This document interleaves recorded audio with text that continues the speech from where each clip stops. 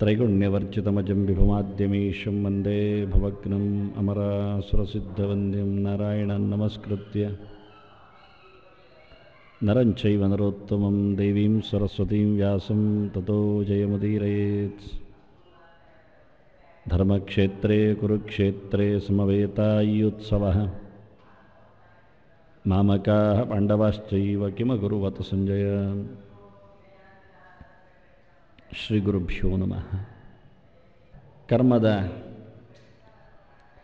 ಸಿದ್ಧಾಂತಗಳಲ್ಲಿನ ಪ್ರಮುಖವಾದ ಅಂಶ ಅನಿಸಿಕೊಂಡ ಕರ್ತೃ ವಿಚಾರ, ಮಾಡುವವ ಕ್ರಿಯಾ ಪ್ರಣೇತೃ ಒಂದು ದೃಷ್ಟಿಯಿಂದ ಪ್ರಧಾನವಾಗಿ ಅಂತಹ ಕರ್ತೃವಿನಲ್ಲಿರತಕ್ಕ ಒಂದು ಬಲ, ಧೀಶಕ್ತಿಯ ವಿಶೇಷವಾದ ಒಂದು ಅಂಶ ಧೃತಿ. ಆ ಧೃತಿಯ ಬಗ್ಗೆ ಫಲದಲ್ಲಿನ ತಾರತಮ್ಯದಲ್ಲಿ ಅದಕ್ಕೂ ಸಿಂಹ ಪಾಲಿದೆ ಅಂತ ಕೃಷ್ಣ ಯಾವುದೋ ಒಂದು ಮೂಲೆಯಲ್ಲಿನ ಒಂದು ಶಬ್ದವನ್ನು, ಒಂದು ಅಂಶವನ್ನು ದೊಡ್ಡದು ಮಾಡಿ ತೋರಿಸಿ ಅಲ್ಲಿ ಬದಲಾವಣೆ ಇದೆ ಅಂತ ಹೇಳ್ತಾ ಇದ್ದಾನೆ. ಧೃತಿಯ ಬದಲಾವಣೆಯಿಂದಾಗಿ ಕರ್ತೃವಿನಲ್ಲಿನ ಬದಲಾವಣೆ, ಕರ್ತೃವಿನಲ್ಲಿನ ಕ್ರಿಯೆಯಿಂದಾಗಿ ಹೆಚ್ಚು ಕಡಿಮೆಯಿಂದಾಗಿ ಫಲದಲ್ಲಿನ ವ್ಯತ್ಯಾಸ ಅಂತ ಹೇಳಲಿಕ್ಕೆ ಧೃತಿಯನ್ನು ಎತ್ತರದಲ್ಲಿ ತೋರಿಸಿ ಅದರ ಸಾತ್ವಿಕ ಮುಖಗಳನ್ನೆಲ್ಲ ಹೇಳಿದ. ಯೋಗ ಅದು ತನ್ನ ಪಾರಪತ್ಯವನ್ನು ಸಾತ್ವಿಕ ಧೃತಿಯಲ್ಲಿ ಪಡೆದುಕೊಂಡಿತ್ತು ಅಂತ. ಯೋಗ ಒಂದಿಲ್ಲದೆ ಇರುವ ಒಂದು ಧೃತಿ, ಅದು ರಾಜಸವಾಗಿ ಬಂದಿದೆ ಅಂತ. ಯಯಾತು ಧರ್ಮ ಕಾಮಾರ್ಥಾನ್ ಧೃತ್ಯಾ ಧಾರಯತೆ ಅರ್ಜುನ ಪ್ರಸಂಗೇನ ಫಲಾಕಾಂಕ್ಷಿ ಧೃತಿಸ್ಸಾ ಪಾರ್ಥ ರಾಜಸ್ಯ. ಇಲ್ಲಿ ಅರ್ಜುನ ಮತ್ತು ಪಾರ್ಥ ಅಂತ ಎರಡೂ ಕರೀತಾನೆ ಕೃಷ್ಣ. ನೋಡು, ರಾಜಸ ಧೃತಿ ಹೇಗಿರ್ತದೆ ಕೇಳಿದರೆ ಅದರಲ್ಲಿ ಫಲದ ಬಗ್ಗೆ ಸ್ವಲ್ಪ ಗಮನ ಇರ್ತದೆ ಅಂತಾನೆ. ಯಾವ ಧೈರ್ಯವನ್ನೂ ಮಾಡುತ್ತಾನೆ, ಹೇಗೂ ತನ್ನ ಸಂಕಲ್ಪವನ್ನು ಗಟ್ಟಿಗೊಳಿಸ್ತಾನೆ. ಯಾವಾಗ ಅಂದರೆ ಬೇಕಾದಾಗ ಅವನು ಫಲವನ್ನು ಪಡೀಲಿಕ್ಕೆ ನಿಂತಾಗ ಅಷ್ಟೆ. ಪ್ರಸಂಗೇನ ಫಲಾಕಾಂಕ್ಷಿ, ಇದಿಲ್ಲಿನ ದೊಡ್ಡ ವಿಷಯ. ಪ್ರಸಂಗೇನ ಫಲಾಕಾಂಕ್ಷಿ ಎನ್ನುವಲ್ಲಿ ಎರಡು ಮೂರು ರೀತಿಯ ಶಬ್ದದ ಚಮತ್ಕಾರ ಇದೆ. ಪ್ರಸಂಗೇನ ಫಲಾಕಾಂಕ್ಷಿ, ಪ್ರಸಂಗದಿಂದ ಫಲವನ್ನು ಬಯಸುವವನು. ಪ್ರಸಂಗವಶಾತ್, ಬೇಕು ಆದಾಗ, ಬೇಕೆನಿಸಿದಾಗ ಪ್ರಸಂಗ ಬಂದರೆ ಸಂಬಳ ಪಡೀಲಿಕ್ಕೆ ಅವನು ಹಿಂದಿರಿಯುವುದಿಲ್ಲ ಅನ್ನುವ ನೆಲೆಯಲ್ಲಿ ಅಂದರೆ ಪ್ರಸಂಗ ವಶಾತ್ ಅಂತ ವಿಷಯ ಹಾಕಿದ್ದು. ಪ್ರಸಂಗೇನೆನ್ನುವಲ್ಲಿ ಇನ್ನೊಂದು ಶಬ್ದ ಇದೆ, ನೋಡಿಕೊಂಡ್ರೆ, ನಿಧಾನ ನೋಡಿಕೊಂಡ್ರೆ, ಪ್ರಸಂಗೇನ ಅಂತ. ಸಂಘ ಅಂದರೆ ಸಂಬಂಧ. ಕೃಷ್ಣ ಅದನ್ನು ಬಿಡಬೇಕು ಹೇಳಿದ, ಸಂಗಂ ತ್ಯಕ್ತ್ವ ಅಂತ ಹೇಳಿದ್ದ. ರಾಜಸದಲ್ಲಿ ಆಗುವಾಗ ಅದನ್ನೇ ಗಟ್ಟಿಡ್ಕೊಂಡ. ಎಷ್ಟು ಗಟ್ಟಿತನ ಅಂದರೆ ಪ್ರಸಂಗೇನ ಅಂದ, ಪರಿಪೂರ್ಣವಾದ ಸಂಘ ಅಂತಾನೆ. ಪ್ರ ಅಂದರೆ ಪೂರ ಅಂತ ಅರ್ಥ, ಪ್ರ ಅಂದರೆ ಸಮ್ಯಕ್. ಈಗಿದರ ಅರ್ಥ ಬೇರೆ ಆಯಿತು. ಸಂದರ್ಭಕ್ಕನುಗುಣವಾಗಿ ಸಂಪತ್ತು ಬೇಕನಿಸಿಕೊಳ್ಳುವವ, ಸಾಂದರ್ಭಿಕವಾಗಿರತಕ್ಕಂಥ ಸಂಪತ್ತನ್ನು ಮರೆಯದವ, ಉಪಯೋಗಿಸಿಕೊಳ್ಳುವವ, ಸಿಕ್ಕಿದರೆ ಇರಲಿ ಅಂದುಕೊಳ್ಳುವ ಹಾಗೆ. ಅಂದರೆ ಭಗವಂತನ ಬಗ್ಗೆ ಪೂಜೆ ಮಾಡಿದ್ದರಿಂದ ಸ್ವರ್ಗ ಬರುವುದಾದರೆ ಬೇಡ, ಯಾಕೆ, ಸ್ವರ್ಗವೂ ಇರಲಿ ಮತ್ತು ಅದರಾಚಿನ ಮೋಕ್ಷವೂ ಬರಲಿ ಹೇಳಿಕೊಂಡು ನಡುವಿನ ಸಂಪತ್ತನ್ನು ಬಿಡದೆ ದೊಡ್ಡೆಡೆಗೆ ಅಡಿ ಇಡುವಂತಹ ಯೋಜನೆಗಳು ಇದು. ಹಾಗೆ ಇದ್ದಾಗ ಒಪ್ಪಿಕೊಳ್ಳುವುದು ಬೇಡ ಯಾಕೆ ಅಂತ. ಅಂದು ಇಹಲೋಕದ ಸುಖಾನುಭವವನ್ನು ಉಣಿತುಕೊಂಡೇ ಮರಲೋಕದೆಡೆಗೆ ಹತ್ತಿರ ಬೆಳೆಸಿದರೆ ಚಂದ ಅಲ್ಲವೇ ಅಂತ. ಚಂದ ಅಲ್ಲವೇ ಎನ್ನುವುದು ಸರಿಯೇ, ಪ್ರಶ್ನೆ ಏನು ಸರಿಯೇ ಇದೆ, ಚಂದವೇ ಇದೆ. ಆದರೆ ಇಹಲೋಕದ ಸುಖಾನುಭವಗಳನ್ನು ಅನುಭವಿಸಿಕೊಂಡು ಮುಂದಡಿ ಇಡುವುದು ಎಲ್ಲಿಗೆ, ಯಾವಾಗ, ಹೇಗೆ, ಏನು ಬೇಕಲ್ಲ. ಸಾಕು ಅಂತ ಕಾಣಬೇಕಲ್ಲ, ಅದು ಕಾಣುವುದಿಲ್ಲ. ಅದನ್ನು ಇಲ್ಲಿದ್ದು ಇರಲಿ ಅಲ್ಲಿದ್ದು ಬರಲಿ ಅಂತ ಹೇಳಿಕೊಳ್ಳುವವರಿಗೆ ಇಲ್ಲಿದ್ದು ಇರಲಿ ಇದ್ದಾಗ ಇರ್ತಾ ಇರ್ತದೆ, ಅಲ್ಲಿದ್ದು ಬರಲಿಕ್ಕೆ ಕೇಳುವುದೇ ಇಲ್ಲ ಎನ್ನುವುದು ಗೊತ್ತಿಲ್ಲ ಅವನಿಗೆ. ಅಂದರೆ ರಾಜಸರ ಒಂದು ಆಸೆ ಅಷ್ಟೇ. ಈ ಟೊಪ್ಪಿ ಹೊಲಿಯುವವನ ದರ್ಜಿಯ ಕತೆ ಇದ್ದಾಗೆ ಅದು. ಅವನಿಗೊಂದು ಚಂದದ ಬಹಳ ಒಳ್ಳೆಯ ರೇಷ್ಮೆ ಬಟ್ಟೆಯನ್ನು ಕೊಟ್ಟರು. ರೇಷ್ಮೆಯೋ ಉಲ್ಲಾನೋ ಯಾವುದೋ ಒಂದು ಇರಲಿ ಕೊಟ್ಟರು. ಸಿಕ್ಕಿದವನಿಗೆ ದೊಡ್ಡದು, ಅತ್ತ ಮೈವರೆಸುವಷ್ಟು ದೊಡ್ಡದಿರಲಿಲ್ಲ, ಸೊಂಟಕ್ಕೆ ಸುತ್ತಿಕೊಳ್ಳುವ ಹಾಗೆ ಇರಲಿಲ್ಲ. ಹೆಗಲಿ ಹಾಕಲಿಕ್ಕೆ ಅದು ಒಂದು ಕಡೆ ಹೆಗಲಿ ಬಂದರೆ ಇನ್ನೊಂದು ಕಡೆ ಬರುವುದಿಲ್ಲ. ಆದರೆ ಇದು ಯಾವುದಕ್ಕಾಗತ್ತೆ ಎಂದು ಯಾರೋ ನೋಡಿದವರು ಹೇಳಿ, ಇದು ಟೊಪ್ಪಿ ಹೊಲಿಸ್ಲಿಕ್ಕೆ ಚೆಂದ ಆಗತ್ತೆ ಅಂತ. ಸರಿ ಅಂತ ಅವನಿಗೆ ಕೊಟ್ಟ. ಟೊಪ್ಪಿಗೆ ಹೊಲಿಯುವವನ ಹತ್ರ, ದರ್ಜಿ ಹತ್ರ ಒಂದು ಚಂದದ್ದೊಂದು ಮಕ್ಕಮಲ್ಲ ಟೊಪ್ಪಿ ಇದ್ದಾಗೆ ಮಾಡಿಸಿಕೊಡು. ಆಯಿತು ಅಂದ. ಆಯಿತು ಅಂದ ತಕ್ಷಣ ತಲೆ ನೋಡಿದ, ಆಯಿತು ಅಂದ ಹೋದ. ಏನೋ ಕೆಲಸ ಮಾಡ್ತಾ ಇದ್ದಾನೆ, ಕತ್ತರಿಸ್ತಾ ಇದ್ದಾನೆ. ಇವನಿಗೆ ಪಕ್ಕ ಆಲೋಚನೆ ಬಂತು, ಇದರಲ್ಲಿ ಹೆಚ್ಚಿನ ಅಂಶ ಸ್ವಲ್ಪ ಉಳಿತದೆ ಕಾಣುತ್ತೆ. ಮೆಲ್ಲಕ್ಕೆ ಬಂದೇ ಹೇಳಿದ, ಅಲ್ಲ ಅದು ಉಳಿದ್ರೆ ಒಂದು ಸಣ್ಣದು ಇರಲಿ, ನನ್ನ ಮಗನಿಗೂ ಆಗತ್ತೆ ಟೊಪ್ಪಿ ಅಂದ. 8 ವರ್ಷದ ಮಗ ಅಂತ ಇವನೇ ಹೇಳಿದ. ಸರಿ ಅಂದ. ಇನ್ನು ಮತ್ತು ಆಶ್ಚರ್ಯ ಆಯಿತು, ಎಲ್ಲ ಅಯ್ಯೋ ಅದಕ್ಕೂ ಸರಿ ಅಂದಿದ್ದಾನೆ, ಇನ್ನು ಎಲ್ಲಿಯಾದರೂ ಇದ್ದರೆ. ಅಲ್ಲ, ಈಗ ನನ್ನ ತಮ್ಮನಿಗೆ 2 ಮಕ್ಕಳಾಗಿದೆ, ಅದು ಜೋಡಿ ಮಕ್ಕಳು. ಅದರಿಂದ ಅದು 2ಕ್ಕೂ ಒಂದು ಟೊಪ್ಪಿ ಇದ್ದರೆ ಅದು ಉಡುಗೊರೆ ಕೊಡಲಿಕ್ಕೆ ಆಗುತ್ತೆ. ಅದು 1 ವರ್ಷದ್ದು ಈಗ ಆಗೋದಷ್ಟೇ, ಜನ್ಮ ನಕ್ಷತ್ರ ಬರೋದಷ್ಟೇ ವಾರ್ಷಿಕ, ನೋಡು ಅಂದ. ಅಂದ ಇವನಿಗೆ ಮತ್ತು ಆಸೆ ಉಂಟು, ಅಯ್ಯ ಇನ್ನೂ ಚೂರು ಉಳ್ಕೊಂಡ್ರೆ ಒಂದು ಇರಲಿ, ಯಾರಿಗಾದರೂ ಕೊಡಲಿಕ್ಕೆ ಆಗತ್ತೆ, ಸಣ್ಣದಾದರೂ ಪರವಾಗಿಲ್ಲ ಮಾಡಿಡು ಅಂದ. ಅಂದ. ಇನ್ನು ಮತ್ತೆ ಬರಲಿಲ್ಲ, ಮತ್ತೆ ಇವನು ಪ್ರಯತ್ನಿಸಲಿಲ್ಲ. ಯಾವಾಗ ಬರಲಿ ಅಂತ ಕೇಳಿದ. 1 ವಾರ ಬಿಟ್ಟು ಬಾ ಅಂದ. 1 ವಾರ ಬಿಟ್ಟು ಹೋದ. ಒಂದು ಟೋಪಿಗೆ 25 ರೂಪಾಯಿ ಆಗಿದೆ, 5ಕ್ಕೆ ಮಡಗು ದುಡ್ಡು 125 ಅಂದ. ಇವ ಇಟ್ಟ ಖುಷಿಯಲ್ಲಿ 125 ಇಟ್ಟ. 5 ಕೊಟ್ಟ ಪಾಕೆಟಿಂದ ತೆಗೆದು. ಅದು 5 ಬೆರಳಿಗೆ ಆಗ್ಲಿಕ್ಕೆ ಆಗ್ತದೆ ಅಷ್ಟೇ. ಚೆನ್ನಾಗಿತ್ತು. ಇದು ನಮ್ಮ ಕರ್ಮತಂತ್ರಗಳು. ದೇವರ ಹತ್ರ ಇರಲಿ ಅಂತ ಪ್ರಸಂಗೇನ ಫಲಾಕಾಂಕ್ಷಿ. ಇದಕ್ಕೆ ಚೆನ್ನಾದ ಉದಾಹರಣೆ ಇನ್ನೊಂದು ನಾನು ಕೊಡೋದು ಕಷ್ಟ. ಪ್ರಸಂಗೇನ ಎನ್ನುವುದಕ್ಕೆ ಸಂದರ್ಭ ಇದ್ದರೆ ಜನ ಲಾಭ ಹೊಡಿಲಿಕ್ಕೆ ಯಾವತ್ತೂ ಹಿಂಜರಿಯುವುದಿಲ್ಲ. ಯಾರದ್ದಾಗಲಿ, ಎಲ್ಲಿದ್ದಾಗಲಿ, ಎಂಥದ್ದೇ ಆಗಲಿ. ಭಿಕ್ಷುಕನದ್ದು ಒಂದು 60ರ ಸಮಾಧಾನ ಆಯಿತು, 60ರ ಸಮಾರಾಧನೆ ಆಯಿತು. ಅದರಲ್ಲಿ ದಕ್ಷಿಣೆ ಕೈ ಹಿಡ್ಕೊಂಡಿದ್ದವರಿದ್ದರು. ಈಗೆಂತ ಹೇಳ್ತೀರಿ? ಹೀಗೆ ಕತೆ. ಊರಿನ ದೊಡ್ಡ ಪ್ರಸಿದ್ಧ ಭಿಕ್ಷುಕ ಅಂತ ಜನರಿಗೆ ಗೊತ್ತಿದೆ. ಅವನಿಗೂ 60 ಆಯಿತು. 60 ಅವನು ಕಾರ್ಯಕ್ರಮ ಮಾಡಿಸಿದ. ದೇವಳದವರ ಹತ್ರ ದಮ್ಮಯ್ಯ ಹಾಕಿಕೊಂಡು ಒಂದು ನನ್ನ ಲೆಕ್ಕದಲ್ಲಿ ಮಾಡಿಕೊಡಿ ಗ್ರಹಚಾರ ಶಾಂತಿ ಹೇಳಿಕೊಂಡು ಅವರಾಯಿತು. ಅವನ ಅನುಕೂಲವಾದ ಟೊಪ್ಪಿ ಶಾಸ್ತ್ರದಲ್ಲಿ ಮಾಡಿದರು. ಅದರಲ್ಲಿ ದಕ್ಷಿಣ ಇಡಲಿಕ್ಕೆ ಜನ ಬಂದಿದ್ದಾರೆ, ಭಿಕ್ಷುಕರೇ. ಮತ್ತೆ ಅದೇ ರೀತಿಯ ಪ್ರಸಂಗೇನ ಫಲಾಕಾಂಕ್ಷೆಯಿಂದ ಸಂದರ್ಭ ಬಂದರೆ ಜನ ಲಾಭ ಹೊಡೆಯುವುದನ್ನು ಯಾವತ್ತೂ ಬಿಡುವುದಿಲ್ಲ. ಪ್ರಾಮಾಣಿಕವಾಗಿ ನನಗಿದಿಷ್ಟೇ ದುಡ್ಡಾಗುವುದು, ತಗೊಂಡು ಹೋಗು ಮಾರಯ್ಯ ಅಂತ ಪುಸ್ತಕ ಕೊಡುವವರಾದರೂ ಇದ್ದಾರಾ? ಇಷ್ಟೇ ಖರ್ಚಾದದ್ದು ನನಗೆ ಹೇಳಿಕೊಂಡು ಅಷ್ಟೇ ಕೆಲಸದ ಲಾಭವನ್ನು ಪಡೆದು ಉಳಿದದ್ದನ್ನು ಬಿಟ್ಟು ಹೋಗುವರಿದ್ದಾರಾ? ಇಲ್ಲ. ಹಿಂದೆ ಯಜ್ಞಯಾಗ ಮಾಡುವಾಗ ಧರ್ಮರಾಜನಿಗೆ ಮತ್ತೆ 2ನೇ ಬಾರಿಯ ಅಶ್ವಮೇಧಾದಿಗಳನ್ನು ಮಾಡಿಸಬೇಕು ಅಂದಾಗ ಜನರಲ್ಲಿ ತೆರಿಗೆ ಪಡೀಲಿಕ್ಕೆ ಇಷ್ಟ ಆಗಲಿಲ್ಲ. ಅವನಿಗೆ ಮಾಡೋದಿಲ್ಲ ಅಂದ. ಈಗಲೇ ತತ್ತರಿಸಿದ್ದಾರೆ, ದುಡ್ಡು ಬೇಡ ಅಂದ. ಮತ್ತೆ ಯಜ್ಞಯಾಗ ಆಗಬೇಕಲ್ಲ, ದಕ್ಷಿಣೆ ಕೊಡಬೇಕಲ್ಲ. ಅದಕ್ಕೆ ಹಿಂದಿನವರು ಯಜ್ಞಯಾಗ ಮಾಡಿ ಬಿಟ್ಟು ಹೋದ ಸಂಪತ್ತು ಇದೆ ಹಿಮಾಲಯದ ಆಚೆಗೆ, ಅಲ್ಲಿಂದ ಅಂತಾನೆ ಬಿಟ್ಟು ಹೋಗಿದ್ದಾರಂತೆ. ನಮಗಷ್ಟು ಸಾಕು, ಉಳಿದದ್ದು ಬೇಡ. ಹಾಗಿತ್ತು ಹಿಂದಿನ ಜನ. ಎಷ್ಟು ಬೇಕೋ ಅಷ್ಟೇ, ಉಳಿದದ್ದು ಅಲ್ಲಿಯೇ ಬಿಟ್ಟು ಹೋಗುತ್ತೆ. ಇವತ್ತು ಯಾರಾದರೂ ಬಿಟ್ಟು ಹೋಗಲಿ ನೋಡುವ, ಬಿಟ್ಟು ಹೋಗ್ತಾರೆ, ಮನೆಗೆ ತಂದು ಹಾಕಿ ಹೇಳಿ ಬಿಟ್ಟು ಹೋಗ್ತಾರೆ ಅಷ್ಟೆ. ಬಿಟ್ಟು ಹೋಗೋದು ಹೊತ್ಕೊಂಡು ಹೋಗ್ಲಿಕ್ಕೆ ಆಗುವುದಿಲ್ಲ ಅಂತ ಬಿಟ್ಟು ಹೋಗ್ತಾರೆ ಅಷ್ಟೇ ಹೊರತು ಬೇಡ ಅಂತ ಬಿಟ್ಟು ಹೋಗುವುದಿಲ್ಲ, ನಿಮಗಿರಲಿ ಅಂತ ಹೇಳುವುದಿಲ್ಲ. ಎಷ್ಟು ಸಂಪತ್ತಿದ್ದು ನೋಡಿ, ಕೋಟಿ ಕೋಟಿ ದುಡ್ಡನ್ನು ಮಾಡ್ತಾ ಇದ್ದಾರೆ, ಆದರೆ ಅವರಿಗೆ ಸಾಕು ಕಂಡದ್ದುಂಟು. ಪ್ರಸಂಗೇನ ಫಲಾಕಾಂಕ್ಷಿ ದೃಶ್ಸಾಪಾರ್ಥ ರಾಜಸ್ಯ ಅಂತಾನೆ.